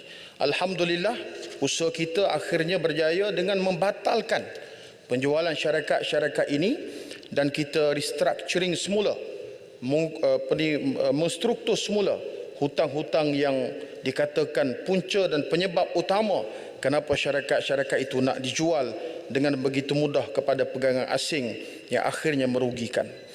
Keuntungan sebelum cukai THP juga telah melonjak sebanyak 150% daripada 54 juta pada 2020 kepada 138 juta pada tahun 2021. Prestasi kumpulan THP terus cemerlang dan separuh pertama tahun 2022 di mana pendapatannya meningkat sebanyak 46% berbanding separuh pertama tahun 2021. Keuntungan sebelum cukai THP juga telah melonjak sebanyak 150%. Dan ini adalah bukti bahawa usaha dan tindakan yang dilaksanakan oleh kerajaan Perikatan Nasional pada waktu itu sangat bertepatan dan kita telah berjaya menjadikan tabung haji plantation antara subsidiary yang besar, sayap utama dalam tabung haji berjaya untuk berdaya saing dan akhirnya memberi pulangan kepada kaki tangan yang semenjak sekian lama dimomokkan dengan rugi-rugi sehingga mereka tidak dikenakan kenaikan gaji semenjak bertahun-tahun. Soalan saya kepada kerajaan pada hari ini, saya ingin bertanya dengan pengumuman pada 29 September oleh Yang Amat Berhormat Perdana Menteri untuk mengambil alih semula syarikat-syarikat yang telah pun diserahkan kepada UGSB itu, apakah perkembangannya? Sudah hampir 6 bulan. Belum lagi ada tanda-tanda dan saya mengamati secara dekat dan kita boleh bersetuju sangat-sangat dan itulah merupakan tindakan yang kita buat sewaktu kita mengambil alih kerajaan dengan meletakkan KPI paling tidak syarikat-syarikat penting ini perlu diserahkan semula kepada milikan tabung haji, bukan lagi diserahkan kepada SPV yang diletakkan bawah Kementerian Kewangan. Yang kedua juga saya ingin bertanya tentang apa sudah jadi dengan status Suruhanjaya Siasatan Diraja RCI berhubung isu pengurusan dan operasi lembaga tabung haji. Kerajaan seharusnya telus dalam isu ini kerana ianya pernah menggemparkan negara kita dan sangat membimbangkan terutama di kalangan pendeposit tabung haji apabila dikatakan bahawa berlaku penyelewengan tertentu dalam pengurusan tabung haji. RCI sudah tamat, maka kita mahu supaya kerajaan mendedahkan finding ataupun butiran-butiran dan syur yang telah pun diselesaikan oleh pihak tabung haji. Saya ingin juga menyentuh tentang sesetengah pihak yang meremehkan kesan secara langsung terhadap kes Nik Elin yang telah membatalkan dengan mahkamah telah membatalkan 16 peruntukan dalam enakmen jenayah syariah negeri Kelantan. Sehingga ada yang mengatakan kita bermain politik dalam isu ini. Sebenarnya naratif yang kita bawa sebagai pembangkang yang bertanggungjawab adalah naratif yang sangat konstruktif yang bertepatan dengan titah pengurusi MKI sendiri. Sebelum daripada itu pada 28 Ogos 23 Sultan Selangor sebagai pengurusi MKI telah menitahkan kebimbangan baginda terhadap kesan kalau sekiranya mahkamah satu masa nanti menyebelahi Nik Elin dalam usahanya mencabar sehingga membatalkan peruntukan dalam enakmen jenayah syariah negeri Kelantan dan baginda bertitah juga bahawa kesan ini bukan sahaja kepada Kelantan bahkan kepada negeri-negeri lain. Maka inilah naratif yang kita bawa. Bukan kita mencipta satu gerakan yang subversif untuk menghasut rakyat. Tindakan kita selari dengan pandangan jauh ke depan baginda Sultan Selangor dan akhirnya apa yang dititahkan oleh baginda itu benar-benar terjadi dan kita mohon kepada kerajaan supaya menyegerakan perkara-perkara yang perlu disegerakan. Saya mengambil contoh, kalau orang tanya zaman kita merintah kita buat apa? Pengenalan cepa. Boleh? Ada masa 1 minit, ada banyak lagi. Nanti ada masa saya bagi. Tuan Dipertua, Tak bagi. sewaktu kita mengambil alih kerajaan Jun 2020, walaupun berdepan dengan COVID, dengan masalah darurat dan sebagainya, kita tetap menggerakkan usaha untuk meneruskan penggubalan kepada RUU 355 yang menjadi teras utama kepada bidang kuasa Mahkamah Syariah yang ada dalam negara kita. September 2020, mesyuarat teknikal yang membincangkan RUU 355. Mesyuarat teknikal pada Ogos 26 Ogos 2023, Kabinet secara dasarnya telah bersetuju untuk gubalan RUU 355. 22 September, edaran memorandum Jemaah Menteri kepada AJC, JKSM, MS Jawi dan Japans dan sebagainya. 7 Oktober, draft RUU 355 disemak dan telah diluluskan oleh Jabatan Peguam Negara. Blue Bill itu, Tuan Dipertua. Saya bertanya kepada pihak kerajaan, di mana draft yang telah pun siap dibuat sewaktu saya dan Bagan Serai berada di bahagian agama Jabatan Perdana Menteri. Kalau sekiranya kerajaan bercadang untuk membawa, hari ini semalam lagi kita akan dah sokong. Sebab itu adalah buah tangan hasil usaha yang telah pun kita laksanakan. Kalau di luar sana bertanya, apa yang kita buat waktu kita jadi kerajaan, inilah yang kita buat sewaktu kita menjadi kerajaan. Bukan sahaja kita mendiamkan, dah hampir setahun lebih, draft dah siap, blue bill tu dah siap, tiba-tiba sehingga ke hari ini belum lagi dibawa ke kabinet. Saya akan bersama Yang Berhormat Menteri Agama, jangan takut, jangan segan, jangan tunduk kepada mana-mana tekanan komponen parti kerajaan. Kita Perikatan Nasional akan menyokong kalau sekiranya Pengenalan cepa. dibawa ke Parlimen untuk diluluskan. Itu ada pertua yang akhirnya saya nak sebutkan Tak lepas berkaitan dengan Pengenalan cepa tak boleh royalti kepada Kelantan. Kami sebagai ahli Parlimen, Tuan Dipertua, hadir pada hari ini selalu diberikan dengan jawapan bahawa yang menghalang ialah Akta 1974. Namun pada hari ini telah terbukti bahawa sewaktu Yang Amat Berhormat Tambun sebagai pembangkang bersama dengan saya, termasuk Tuan Dipertua, sahabat yang kuat bersama dengan kita pada waktu itu, sangat menyokong untuk royalti ini dikembalikan kepada Kelantan. Saya amat hibah apabila mengamati semula ucapan Yang Amat Berhormat Tambun dengan begitu tegas, bukan saja 5%, bahkan 20% nak diberikan kepada negeri Kelantan. Namun sampai hari ini jawapan yang sama, tipikal jawapan yang sama yang diulang-ulang, bahawa Akta Laut Wilayah yang telah pun dirungkaikan masih lagi digunakan sebagai alasan. Kerajaan kalau mau beri, mereka ada 1001 cara dan mereka ada 1001 sebab, tapi kalau tak mau bagi, mereka ada 1001 dalih. Tuan Dipertua, saya tengok kepada sayu, lihat kepada wajah Yang Dipertua. Tuan Dipertua sebagai orang yang pernah berada di sana dan berada di sini, Tuan Dipertua sudah pasti ingin melihat bagaimana keharmonian yang berlaku di antara kerajaan dan pembangkang ini dapat direalisasikan.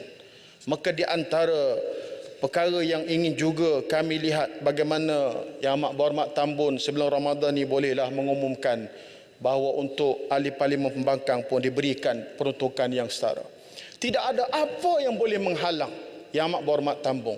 Dia dah jadi Perdana Menteri, melainkan yang boleh halang dia diri dia sendiri ataupun Menteri Kewangan. Sekarang dua-dua tu dia kuasai, dan insya-Allah kita yakin kalau itu dapat direalisasikan tanpa mengenakan apa-apa syarat, tanpa mengenakan apa-apa peraturan, kerana kehadiran kami di sini telah pun memenuhi ruang-ruang demokrasi untuk sebuah bajet negara itu dapat dilaksanakan dengan adil. Kerana kita kena ingat ayat yang sering diulang-ulang oleh Perdana Menteri dulu waktu sebagai pembangkang, power tends to corrupt, absolute power corrupt absolutely. Sekarang ini kuasa yang ada pada menteri yang telah menghalang peruntukan itu, kita bimbangi ini adalah merupakan floodgate, pintu kepada berlakunya korup yang lebih besar. Tambah pula apa yang berlaku pada hari ini, siapa-siapa yang lompat ataupun menyokong yang mahu Perdana Menteri akan diberikan dengan peruntukan. Ini normalisasi rasuah secara terang-terangan yang sepatutnya dielakkan oleh kerajaan. Kalau rasuah, Pekalan Jepur, report lah. Kita ada polis, ada SPRM, ada. Ini tuduhan ni. Yang Berhormat, Ini tuduhan rasuah ni, Speaker. saya nak Ini tuduhan. 37.2 dia bangun. Ini tuduhan rasuah. Ini tuduhan kepada Tambun ni. Saya nak Dia minta melanggar Speaker, lepas ni 37.2 Speaker, peraturan kalau Dewan. kata ada tuduhan-tuduhan macam ni, jangan tarik. Ini tuduhan. 37.2 Dia tuduh. Dewan. Dia Kamu tuduh belum Tambun dipanggil rasuah. untuk bercakap. Dia tuduh dalam Dewan Yang Mulia ni Tambun Point of rasuah. order. Itu bukan Point of rasuah, itu order. pemberian peruntukan. Baik. Besut tu turun. Duduk. Duduk. Okey. Tarik balik. Tarik balik. Kan point Tarik balik. 37.2. Dia tuduh. Dia Yang tuduh mengganggu. Tambun pada Ini Menteri suka Rasuah. mengganggu. Tarik balik. 37. Tarik balik. Pakai. Pekalan Cepat tarik balik. Point Dia of tuduh order. rasuah. Point of Tarik order. balik. Tarik balik. Saya minta tarik balik. Ini menghina Dewan Yang Mulia ni. Tuan Dipertua, ini orang Apa orang apa? YB kawasan mana ni? Apa hulu langat? Apa masalah? Tak reti peraturan mesyuarat. Apa tak reti?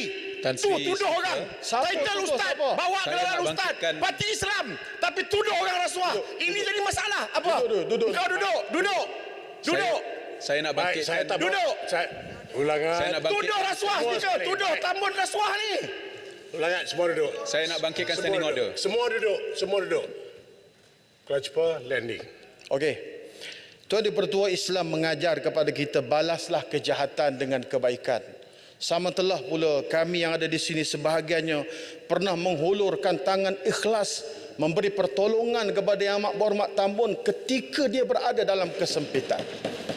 Maka lagi-lagilah kebaikan yang kami hulurkan itu balaslah dengan kebaikan kecil-kecil menjadi anak, Peraturan mesyuarat. bila besar menjadi Peraturan mesyuarat. onak. Yang putih itu kendi, yang merah itu Speaker, sabit. Peraturan mesyuarat. Yang baik itu budi, yang indah Peraturan itu mesyuarat, bahasa. mana-mana ahli yang mengeluarkan Alang perkataan biarlah yang menirukan berjawab, Dewan tepuk adalah biarlah sifatkan berbalas. menghina majlis dan Jangan hal itu susu boleh dirujuk yang kepada cuba jawatankuasa yang had dan dibalas. kebebasan bagi Tuan kesaksian. Dipertua, Tan Sri Speaker, sekian. Saya ini ucap bukan terima kali kasih pertama ahli pembangkang oleh- tuduh kerajaan rasuah. Tan Sri Speaker, Hari itu kepada Yang Dipertua kerana hari itu memberi ruang tuduh PN korup, hari kepada ini saya tuduh untuk rasuah. mengambil Mana sama boleh kita perbahasan dalam, bagi dalam macam ni. ucapan Tan Sri Ini Speaker. parlimen.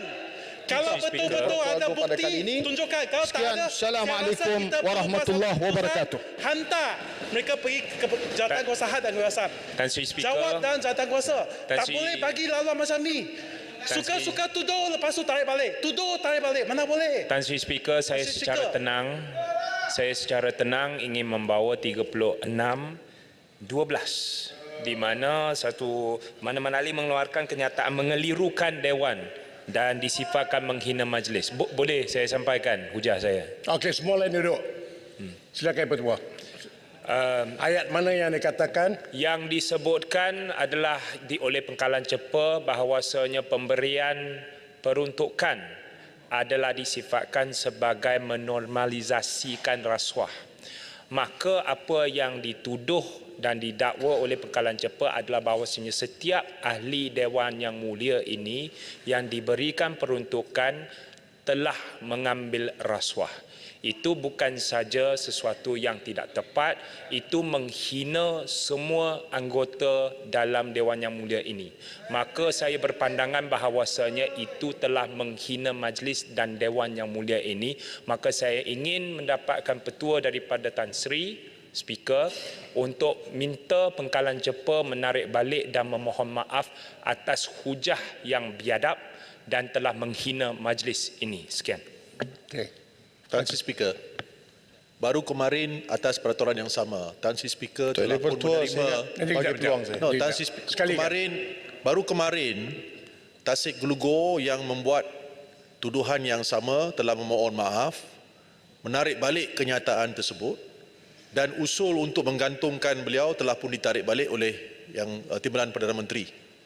Dan Payah Besar, Yang Berhormat Payah Besar telah bangun untuk menyatakan bahawa perkara itu patutnya memberi iktibar kepada semua ahli-ahli parlimen supaya tidak melontarkan apa-apa tuduhan. Perkara itu telah pun berlaku, baru kemarin berlaku, dan Tasik Gelugur telah memohon maaf di Dewan Yang Mulia ini. Hari ini kita dengar satu ucapan yang lebih kurang sama, intisarinya, intipatinya sama juga, menuduh Yang Berhormat Tambun melakukan amalan rasuah dengan memberi peruntukan kepada ahli-ahli parlimen daripada sebelah sana. Saya mohon perkara ini menjadi pedoman dan saya minta supaya Yang Berhormat yang berucap tadi menarik balik kenyataan tersebut. Baik. Keraja Cepa. Tuan Dipertua, saya sangat tidak berniat untuk menuduh Yang Berhormat Tambun melakukan rasuah. Kenyataan saya itu sebagai nasihat umum supaya tidak dinormalisasikan rasuah. Saya tidak spesifik kepada sesiapa. Boleh jadi kepada sebelah sini dan boleh jadi kepada sebelah sana. Itulah masalahnya. Apa yang menjadi masalah? Duduk dulu. Saya waktu you bercakap, saya tak mencelah pun. Duduk dulu. Minta tak dapat peruntukan. Ipoh Timur, saya sedang minta penjelasan. Ipoh Timur dengar dulu. Jangan tak ikut peraturan. Berhemahlah sikit. Saya waktu Julutong bercakap, you bercakap, saya duduk. Keraja Cepa sedang berhadapan dengan saya Okey, sekarang. saya Tuan Dipertua tidak ada niat seperti itu, tetapi mereka ini telah menghuraikan bagi pihak saya. Saya sebut nasihat secara umum. Tadi saya bermula dengan nada kami pernah bersama dengan PMX. Kita beri bantuan ikhlas waktu kesempitan dan saya memohon peruntukan sebelum Ramadan ini sebolehnya diumumkan. Mana tuduhan kepada beliau? Itu nasihat secara umum. Jangan dijadikan syarat untuk setuju dengan apa-apa syarat termasuk menyokong sebagai habuannya dapat peruntukan. Tuan Dipertua, rasionalnya perkara itu membimbangkan kita dan itu boleh jadi kita menormalisasikan rasuah. Saya tak kata kepada siapa. Baik, saya nak cuma nak confirmkan. Saya nak confirm dengar semua Adakah ayat-ayat tadi bermaksud ya bahawa mereka yang telah menyokong PMX pernah menerima habuan atau rasuah dari pihak PMX? Adakah itu maksudnya? Tidak. Kalau tidak, duduk. Selesai. Next. Baik, oleh itu saya jemput Mas Gading. Silakan. Baik, jangan sebut lagi 1-0, 2-0. Saya berniat baik. Untuk itu diam. Saya dah bagi peluang. Jangan play that game. Jalan. Mas Gading, this is not a game. Okey, terima kasih Tan Sri Speaker. Salam sejahtera dan salam perpaduan kepada semua, khususnya yang berada di Dewan yang mulia ini. Mewakili Parlimen Mas Gading, patik dengan tulus ikhlas dan penuh kesetiaan menjunjung kasih ke atas titah Kebawah Duli Yang Maha Mulia Sri Paduka Baginda di-Pertuan Agong. Titah Kebawah Duli Yang Maha Mulia Sri Paduka Baginda amat jelas membimbing kita ke arah kemakmuran negara dan kesejahteraan rakyat dengan aspirasi baginda yang menyoroti nilai-nilai keadilan, kesaksamaan dan keharmonian dalam melaksanakan tanggungjawab kita sebagai wakil rakyat. Daulat Tuanku. Tuan Dipertua, berlatarkan titah Kebawah Duli Yang Maha Mulia Sri Paduka Baginda yang di-Pertuan Agong, Mas Gading membangkitkan 7 perkara. Perkara pertama adalah berhubung dengan langkah kerajaan untuk merancakkan pertumbuhan ekonomi dengan mengambil langkah penjimatan yang drastik. Seperti yang kita sedia maklum, prospek ekonomi global yang dijangkakan suram bagi tahun 2024 menjadi salah satu cabaran utama pertumbuhan ekonomi negara. Mas Gading menyokong penuh pelbagai langkah serta usaha kerajaan untuk meningkatkan atau mereformasikan sektor ekonomi negara. Ini termasuklah usaha-usaha untuk menjimatkan dan mengurangkan beban perbelanjaan negara dengan pelaksanaan kaedah subsidi bersasar dan pemansuhan skim pensyen pejabat awam baharu. Dengan kos sara hidup yang semakin meningkat, diburukkan lagi dengan kuasa ringgit yang semakin merosot. Saya ingin membawa suara rakyat kita, khususnya yang tinggal di pedalaman, agar langkah serta pendekatan yang lebih seimbang perlu diambil. Sebagai contoh, isu pemansuhan pensyen pejabat awam yang baru kini hangat dibincangkan. Apakah langkah-langkah kerajaan yang untuk menangani isu generasi muda yang kini kabarnya menjadi kurang ataupun tidak lagi berminat untuk bekerja sebagai pejabat awam akibat daripada pemansuhan skim pensyen pejabat awam baru? Persoalannya di sini, mengapakah kajian menyeluruh tentang impak skim persaraan pejabat awam atau SSPA hanya dijalankan selepas pemansuhan skim pensyen ini diputuskan? Dan bilakah hasil kajian SSPA ini akan kita ketahui? Perkara kedua adalah berhubung dengan usaha bagi meningkatkan pengeluaran makanan dan usaha untuk meringankan beban para petani, para penternak, para nelayan atau dalam arti kata lain, golongan pengeluar makanan kita. Tuan Yang Dipertua, Mas Gading menyambut baik usaha Kementerian Pertanian dan Keterjaminan Makanan yang mahu menjadikan Sabah dan Sarawak sebagai jelapang padi negara yang kedua selepas Kedah dan Selangor. Ketika ini, keluaran beras tempatan Sarawak hanya dapat memenuhi 34% permintaan beras di negeri ini. Statistik padi beras Nasional Bernas pada tahun lalu menunjukkan Sarawak mengeluarkan 83,000 metrik tan beras serta mengimport 145,468 metrik tan. Jika Sarawak dapat membuka kira-kira 10,000 hektar kawasan untuk diusahakan dengan penanaman padi hybrid, Sarawak mampu mengeluarkan 200 tan padi setahun yang berpotensi menampung 80% keperluan tempatan di Sarawak. Mas Gading mencadangkan agar pihak kementerian dengan kerjasama kerajaan negeri untuk mengenal pasti lebih banyak lagi kawasan di Sarawak untuk dibantu dalam usaha menggalakkan industri penanaman padi. Dalam usaha ini, Mas Gading mencadangkan di kawasan Parlimen Mas Gading seperti Kampung Sedaing, Kampung Rukam, Kampung Tebaro di Lunduk dan Kampung Tebawang Sau, Kampung Nawang dan Kampung Serikin di Bauk untuk diusahakan kerana potensinya sangat besar. Mas Gading juga ingin mencadangkan agar penanaman varieti padi wangi di Bauk yang pernah diperkenalkan sebelum ini dipergiatkan lagi ke kampung-kampung lain. Perkara ketiga, Tuan Yang di-Pertua, saya ingin menyentuh tentang isu atau masalah yang kini sedang berlaku di kawasan sempadan Sarawak Kalimantan. Saya difahamkan kini banyak pasaraya di Sarawak memilih untuk mendapatkan bekalan bahan mentah seperti makanan, terutamanya sayur-sayuran, buah-buahan, malah makanan laut dari negara jiran di Kalimantan. Setiap hari, berlori-lori barang makanan daripada negara jiran masuk melalui ICQS Biawak dan Tebedu. Sebaliknya, kerajaan Indonesia pula mempunyai kuota bagi kemasukan barangan kita ke negara mereka. Pastinya semua ini berlaku kerana wujudnya keperluan dan adanya permintaan. Tetapi perkara ini jika tidak diberikan perhatian atau dikawal, akhirnya nanti akan menjejaskan ekonomi masyarakat tempatan. Malah petani-petani kita di Sarawak sudah mula merasai kesannya. Apa yang lebih membimbangkan di sini adalah barang-barang ini lebih banyak yang masuk secara haram, secara tidak sah melalui jalan-jalan tikus, malah pihak berkuasa juga mendakwa wujudnya jalan gajah. Kegiatan penyeludupan ini semakin rancak. Jadi apakah ketindakan kerajaan untuk meningkatkan dan memperketatkan lagi kawalan dan keselamatan di kawasan sempadan kita? Dalam isu yang sama ini juga, Mas Gading ingin menyeru agar kerajaan mengkaji semula penetapan kuota import keluaran pertanian dan memperkenalkan langkah atau usaha yang lebih drastik bagi meningkatkan lagi daya saing hasil industri pertanian kita, bagi meningkatkan security bahan makanan kita, agar kita tidak terlalu bergantung dengan hasil keluaran negara jiran tetapi bersaing dengan negara jiran demi meningkatkan lagi pendapatan petani-petani kita. Mas Gading juga ingin mencadangkan agar usaha kerjasama yang lebih menyeluruh, lebih produktif dan efektif dan seimbang perlu dijalin dengan negara jiran kita agar semua pihak mendapat manfaat. Seterusnya, perkara yang keempat, masih lagi berkisar tentang isu dan masalah di sempadan. Tuan Yang di-Pertua, perkara keempat yang ingin Mas Gading bangkitkan di sini adalah tentang kemudahan serta infrastruktur di sempadan khususnya di pos kawalan atau ICQS Biawak yang serba kekurangan. Baru-baru ini, wakil daripada Kumpulan Rentas Parti Parlimen Malaysia atau lebih dikenali sebagai APPGM telah datang ke Mas Gading seperti mana mereka lakukan di kawasan parlimen lain. Merentas parti bagi mengumpul maklumat, membuat kajian tentang pelbagai isu atau masalah yang dihadapi penduduk di sana. Jadi terima kasih saya rakamkan kepada pihak APPGM kerana membantu kami, ahli parlimen atau wakil rakyat untuk mendalami dan memahami isu yang kami bangkitkan. Dengan data dan maklumat yang mereka itu nanti dapat mengukuhkan lagi hujah-hujah kami dalam dewan ini. Diharapkan dengan adanya laporan terperinci daripada pihak APPGM nanti, kita boleh merangka polisi dan pendekatan yang lebih baik demi kebaikan rakyat di luar sana. Jadi dalam lawatan tersebut, kami berkesempatan bukan sahaja berdialog dengan orang awam, malah dengan agensi-agensi kerajaan. Oleh itu, ingin saya kongsikan di sini, di Dewan yang mulia ini, satu persatu masalah di ICQS Biawak untuk perhatian segera pihak kementerian. Satu, tiada kemudahan mesin pengimbas barang-barang atau scanner. Pegawai kastam terpaksa memeriksa barangan secara manual satu persatu, kena panjat lori satu persatu untuk membuat pemeriksaan. Yang kedua, tiada kemudahan kawasan tertutup atau indoor areas bagi pemeriksaan immigration. Pada masa ini, pemeriksaan hanya dilakukan di bawah kemah di luar pejabat kompleks dalam keadaan yang sangat tidak kondusif, terutamanya ketika musim hujan.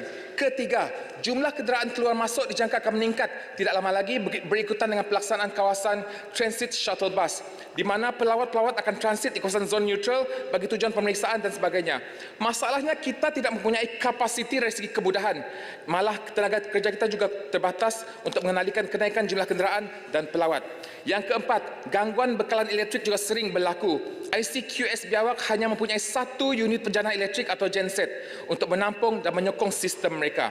Yang kelima, prosedur kemasukan juga tidak mengikut piawaian yang telah ditetapkan. Sepatutnya standard yang telah ditetapkan adalah dari kuarantin ke immigration dan akhirnya sekali custom. Sebaliknya di sini ianya bermula dengan custom ke immigration dan akhirnya ke kuarantin.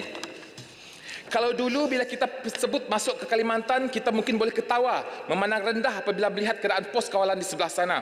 Dengan kaunter perkhidmatannya yang serba kekurangan, jalan raya yang sempit dan becak, tandas curah yang kotor. Tetapi kini keadaannya adalah sebaliknya. Ini bukan omong kosong, keadaannya jauh berbeza. Pos kawalan mereka jauh lebih moden dan canggih daripada pos kawalan kita. Infrastruktur mereka jauh lebih baik. Fasiliti pemeriksaan juga lengkap dengan sistem pengimbas yang moden, tenaga kerja yang cukup dan sebagainya. Malah tandas mereka ada aircon. Pintu tandas mereka lagi cantik daripada pintu pejabat kita. Pendek kata, bila masuk pos kawalan mereka boleh feeling-feeling macam dekat airport. Tapi bukan cantik tak cantik yang jadi isunya di sini. Apa yang penting adalah kelengkapan serta kemudahan yang membolehkan ICQS itu berfungsi dengan cekap dan mantap seperti sepatutnya. Oleh itu, untuk meningkatkan lagi kecekapan dan tapi urus jentera kerajaan di kawasan sempadan, Mas Gading menyeru agar kerajaan mengambil serius tentang hal ini demi keselamatan sempadan serta kebajikan pegawai-pegawai kita di sana. Seterusnya, Tuan Yang Dipertua, saya ingin beralih pula kepada perkara yang kelima, iaitu tentang kerjasama di kalangan kerajaan perpaduan hari ini. Saya ingin menyentuh persoalan bencana di Mas Gading yang kebetulan hujung minggu lepas telah dilanda banjir. Sebelum itu, Mas Gading ingin mengambil kesempatan ini untuk mengucapkan terima kasih kepada Timbalan Perdana Menteri yang juga Menteri Kemajuan Desa dan Wilayah atas keprihatinan beliau.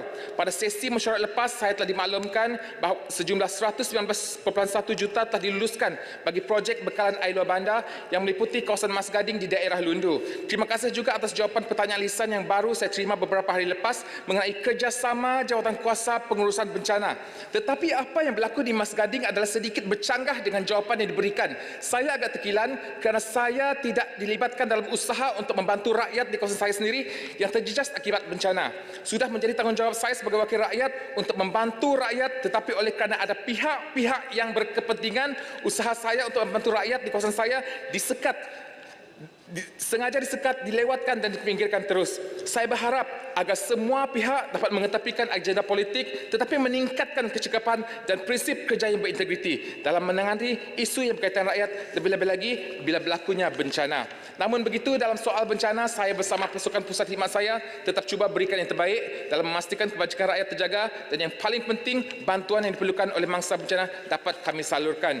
Tuan Yang Dipertua, perkara keenam adalah tentang dua buah sekolah di kawasan Mas Gading yang kerap dilanda banjir, iaitu SK Segong dan SK Buso, menyebabkan kerosakan harta benda dan kemudahan sekolah. Mas Gading pasti pihak KPM sudah maklum tentang keperluan untuk bina baru di tapak baru bagi kedua buah sekolah ini. Sebab permohonan sudah diajukan, cadangan tapak juga sudah dikemukakan. Mas Gading berharap segala urusan dipermudahkan dan kelulusan segera daripada pihak kemudian dapat dipertimbangkan. Mungkin KPM boleh berikan pencerahan tentang status bina baru bagi kedua-dua buah sekolah ini yang berkali-kali dalam setahun dilanda banjir.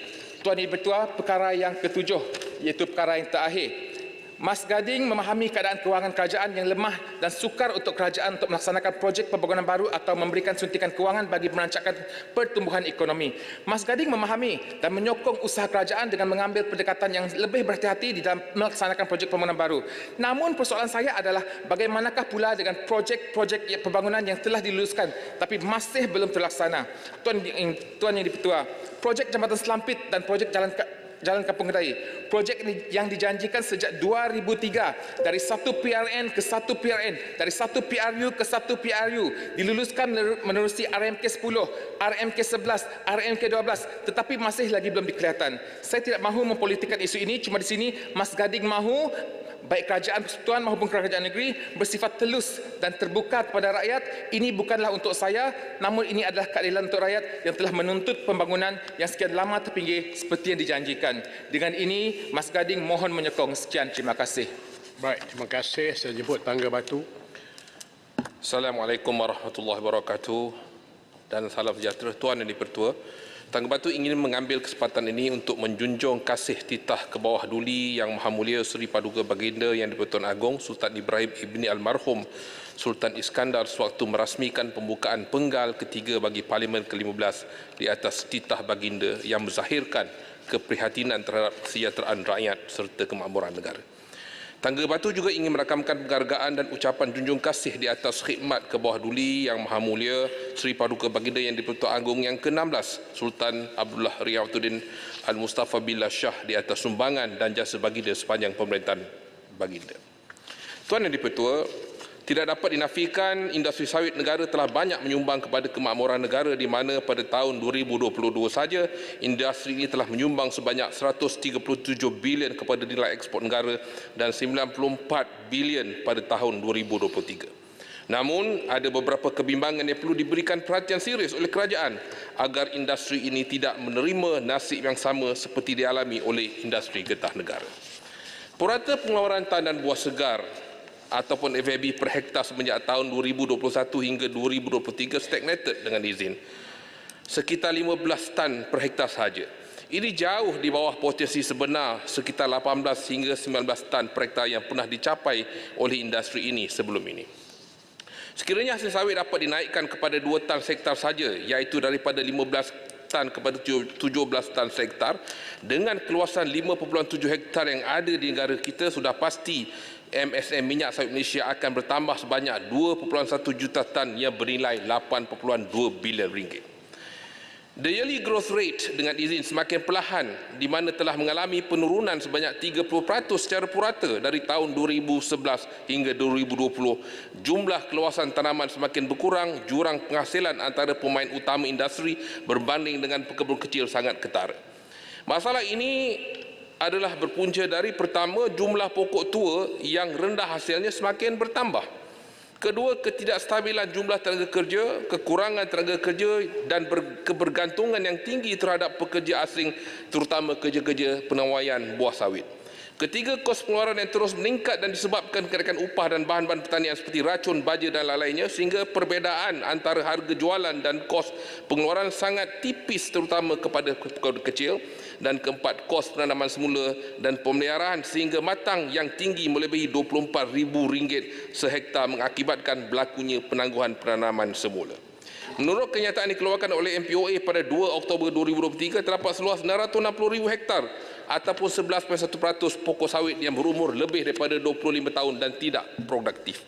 Dan menjelang 2027, sekiranya kawasan sawit tua ini akan meningkat kepada 770,000 hektar sekiranya kadar penanaman semula berterusan pada kadar kurang daripada 2% dari jumlah kawasan tanaman. Bajet sebanyak 100 juta ringgit yang diberikan kepada pekebun kecil adalah terlalu kecil. Ianya hanya mampu menampung sekitar 5,000 hingga 6,000 hektar saja atau 0.9% dari jumlah pokok tua. Dan ianya tidak akan memberikan kesan besar terhadap peningkatan hasil sawit yang sangat kritikal dewasa ini, itu pun untuk replanting cost saja tidak mencukupi. Oleh itu, Tangga Batu mencadangkan supaya kerajaan mengkaji semula nilai ambang ataupun threshold dengan izin dan kadar windfall levy. Bagi Sabah dan Sarawak, kadar 3% sangat membebankan kerana di Sabah dan Sarawak, pengusaha sawit juga turut membayar cukai jualan minyak sawit pada kadar 7.5% di Sabah dan 5% di Sarawak. Ini akan memberikan kelebihan kepada industri kewangan untuk mempercepatkan proses penanaman semula. Kedua, memperkenalkan insentif penanaman semula sama ada menggunakan kembali kutipan dari windfall levy untuk industri mempercepatkan proses penanaman semula. Dan yang ketiga, mekanisme cukai seperti masukkan biaya penanaman semula atau replanting cost sebagai reinvestment allowance dengan izin. Walaupun ianya sedikit menjejaskan kepada pendapatan percukaian negara, tetapi untuk jangka panjang amat menguntungkan agar dapat mempercepatkan proses penanaman semula. Yang Tuan Yang di-Pertua, industri sawit negara sebenarnya boleh menjadi tulang belakang dalam memacu ekonomi negara.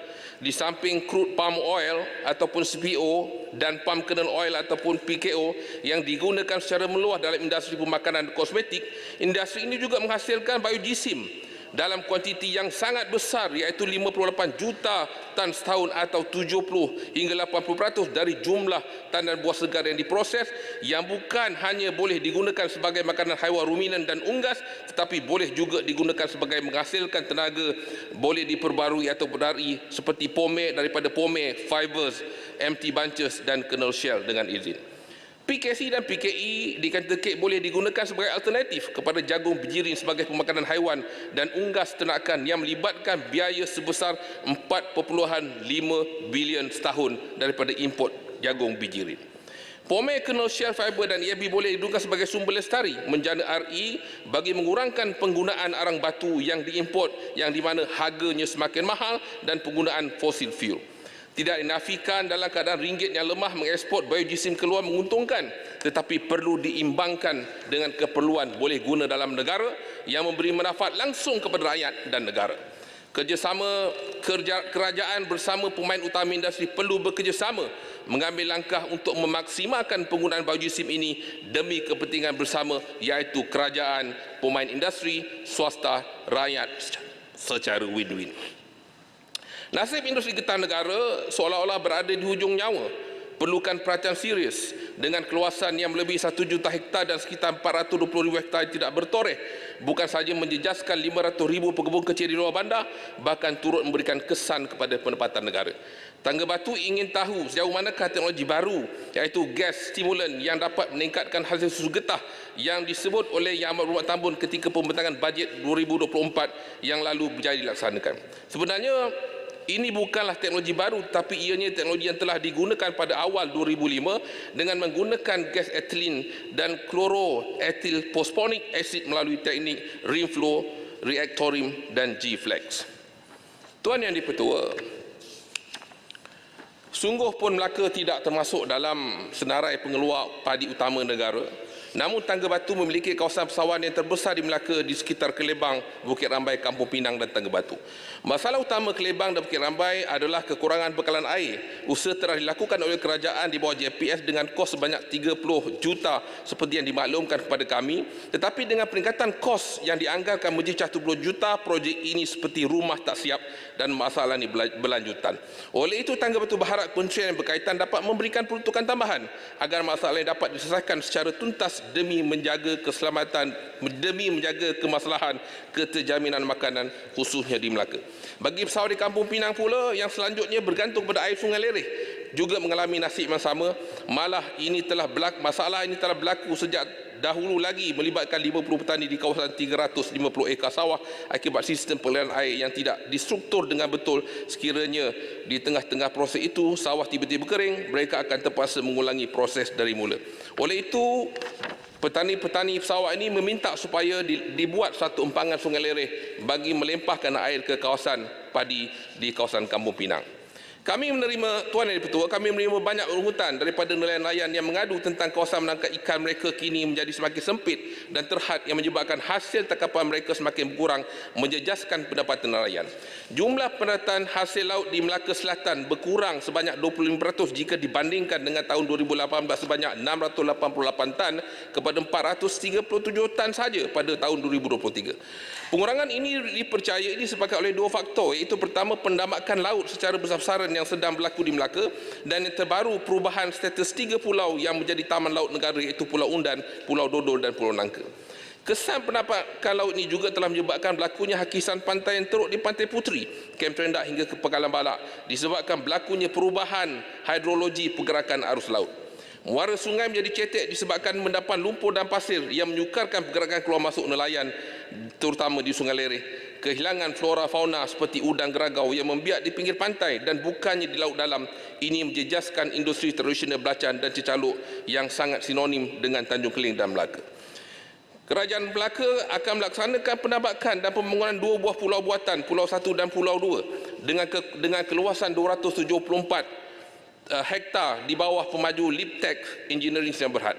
Projek ini pasti akan meruncingkan lagi konflik antara nelayan dan pelabuhan Tanjung Beruas kerana mereka berkongsi perairan yang sama yang semakin kecil. Oleh itu, Tangga Batu mohon agar kerajaan pusat dapat memainkan peranan dalam menangani masalah ini secara holistik demi menjaga kepentingan pemegang taruh terdiri daripada nelayan dan keluarga mereka, peniaga kecil dan mikro yang mencari rezeki di pinggir pantai, mereka-mereka yang tinggal di luar kawasan pantai tetapi bergantung pada hasil laut, para pengunjung yang datang beristirahat. Tuan Yang di-Pertua, dalam sesi yang lalu, Tangga Batu telah mengajukan soalan bertulis kepada Menteri Kesihatan tentang klinik kesihatan Sungai Udang. Menteri telah memberikan jawapan bahawa dalam tahun 2023 akan dilakukan perolehan tanah. Tetapi maklumat yang kami terima, perolehan tanah yang bermasalah disebabkan kerana adanya paip Petronas yang melalui berdekatan dengan kawasan ini. Cuma pertanyaan Tangga Batu, kenapa tidak diluluskan sedangkan pembangunan perumahan berjalan di sebelah daripada tanah yang dicadangkan untuk pembinaan klinik Sungai Udang? Tuan Yang di-Pertua, Tangga Batu juga ingin merakamkan ucapan terima kasih kepada mantan Menteri Pertahanan iaitu Rantau kerana telah bertindak cepat menyalurkan peruntukan setelah isu ini diangkat di Parlimen bagi mengatasi masalah bekalan air di Kem Trendak yang berlarutan sekian lama dan memperbaiki dan menaik taraf rumah keluarga Angkatan Tentera di Kem Trendak dan sekitarnya sedang berjalan sekarang. Seperti yang pernah saya sentuh dalam perbahasan bajet 2024 yang lalu, masalah air di rumah keluarga Angkatan Tentera di Desa Turalak, Desa Taming Sari dan Desa Ria yang berada di luar Kem Trendak juga perlu diselesaikan dengan segera. Tuan Yang di-Pertua, jasa veteran tentera yang bersara sebelum tahun 2013 sangat besar dalam mempertahankan kedaulatan negara dari ancaman komunis waktu itu. Oleh itu, Tangga Batu sangat menyokong gesaan ketereh dalam memperjuangkan penyelesaian pencen veteran tentera yang bersara sebelum 1 Januari 2013 yang berjumlah 78,000 orang dan dapat diselesaikan tahun ini seperti mana yang disebut oleh Menteri Pertahanan semasa bahas bajet 2023. Dan akhir sekali, Tangga Batu ingin mohon menyokong usul perbahasan Munjung Titah Kasih Raja. Sekian. Assalamualaikum warahmatullahi wabarakatuh. Baik, saya jemput pembahas terakhir, Wangsa Maju. Bismillahirrahmanirrahim. Assalamualaikum warahmatullahi taala wabarakatuh. Salam sejahtera, salam Malaysia Madani. Terima kasih Tuan Yang di-Pertua kerana memberi laluan untuk saya turut serta dalam perbahasan menjunjung kasih titah duli Yang Maha Mulia Yang di-Pertuan Agong di Dewan Yang Mulia ini. Sebelum saya memulakan perbahasan saya, ingin saya merafak sembah setinggi-tinggi tahniah ke atas pelantikan Yang di-Pertuan Agong yang ke-17 Duli Yang Maha Mulia Sri Paduka Baginda Yang di-Pertuan Agong Sultan Ibrahim Ibni Almarhum Sultan Iskandar dan ke bawah Duli Yang Maha Mulia Sri Paduka Baginda Raja Permaisuri Agong Raja Zaris Sufiah binti Almarhum Sultan Idris Shah. Saya lahir di Johor Bahru, nombor IC 01, merafak sembah Tuanku Agong yang baru memayungi rakyat makmur dan maju. Saya juga ingin merakamkan setinggi-tinggi penghargaan kepada Kebawah Duli Yang Maha Mulia Sultan Pahang, Sultan Abdullah Riayatuddin Al-Mustafa Billah Shah dan Kebawah Duli Yang Maha Mulia Tengku Ampuan Pahang, Tuanku Haja Azizah Aminah Maimunah Iskandariah yang telah menaungi negara selama 5 tahun yang lalu dengan penuh bijaksana, adil dan saksama walaupun berhadapan dengan tempoh gentir yang mampu menjejaskan kestabilan politik negara. Apa yang pasti, kedua-dua Yang di-Pertuan Agong kini serta Duli Yang Maha Mulia Sultan Pahang yang sentiasa mendahulukan kepentingan rakyat dan negara yang tercinta dengan memberi mandat serta merestui kerajaan perpaduan yang ada ini. Tuan Yang di-Pertua, dalam menjunjung titah baginda untuk memperkukuhkan perpaduan masyarakat di negara kita, selari dengan perkara 153 Perlembagaan Persekutuan yang menjamin hak dan keistimewaan orang Melayu, anak Sabah dan Sarawak serta kepentingan sah kaum-kaum lain warga negara Malaysia. Oleh itu, sebarang usaha memecah belahkan rakyat dan mengganggu-gugat perpaduan di negara kita boleh dikira sebagai mencabar perlembagaan Malaysia. Seringkali disebut oleh ahli-ahli politik ayat seperti menghayati denyutan nadi rakyat, demi rakyat, membela nasib rakyat dan sebagainya. Ayuh kita sama-sama usah berretorik semata-mata. Kita satukan hati, berganding bahu dan bekerjasama untuk membangunkan negara demi kepentingan seluruh rakyat Malaysia. Sebagai ahli politik yang telah diberi kepercayaan menjadi ahli parlimen, usah kita pula yang menjadi ejen perpecahan rakyat. Baginda Tuanku telah bertitah agar semua pihak menghormati kedudukan kerajaan perpaduan dan menghentikan semua agenda politik yang boleh mengganggu gugat kestabilan kerajaan dan negara. Tuan Yang di-Pertua, seperti mana titah baginda Tuanku, saya turut menyokong usaha kerajaan untuk melaksanakan pemberian subsidi bersasar dalam memastikan setiap individu yang benar-benar layak dapat menikmati pemberian subsidi ini. Putting political stand aside, dengan izin, demi rakyat di kawasan masing-masing yang sememangnya layak menerima bantuan subsidi, menjadi tanggungjawab kita sebagai ahli parlimen untuk memastikan mereka tidak tercicir daripada senarai penerima bantuan subsidi bersasar dengan membantu pendaftaran padu di kawasan masing-masing. Saya ingin menyeru rakan-rakan dari pihak kerajaan maupun di sebelah sana untuk turut sama dalam menggalakkan pendaftaran padu. Tuan Yang di-Pertua, izinkan saya memetik titah baginda Tuanku tempoh hari mengenai keperluan penyesuaian polisi persekutuan dengan negeri-negeri, khususnya dalam sektor pembangunan hartanah. Saya mengambil wilayah persekutuan Kuala Lumpur sebagai sebuah bandaraya yang berkembang pesat, berkepadatan tinggi serta menjadi tujuan utama aktiviti ekonomi, pelaburan dan pelancongan. Dalam hal ini, amat penting untuk memastikan segala bentuk pembangunan yang dilakukan bersifat mampan ataupun sustainable dengan mengambil kira beberapa faktor kritikal seperti ketersediaan tempat letak kereta, fasiliti kesihatan dan pendidikan yang mencukupi, sistem trafik serta pengangkutan awam yang cekap. Semua faktor ini penting dalam memastikan sesebuah kawasan kediaman bersifat mampan untuk didiami. Masalah overdevelopment, dengan izin, kesesakan trafik, kepadatan penduduk serta ketidakcekapan pengangkutan awam mesti diselesaikan segera sebelum bertambah melarat. Menyentuh tentang projek pembangunan ini juga, saya ingin menyentuh tentang projek perumahan yang sakit dan terbengkalai. Rasanya ramai sudah sedia maklum tentang projek perumahan residensi hektar di Wangsa Maju yang berstatus sakit melibatkan 2,400 pembeli berkeluarga. Saya sudah suarakan isu ini di Parlimen sejak penggan yang lalu.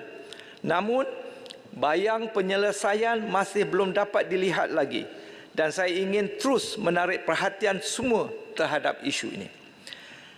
Mengambil kes ini sebagai contoh, saya mohon agar Akta 118, Akta Pemajuan Perumahan, Kawalan dan Pelesenan 1966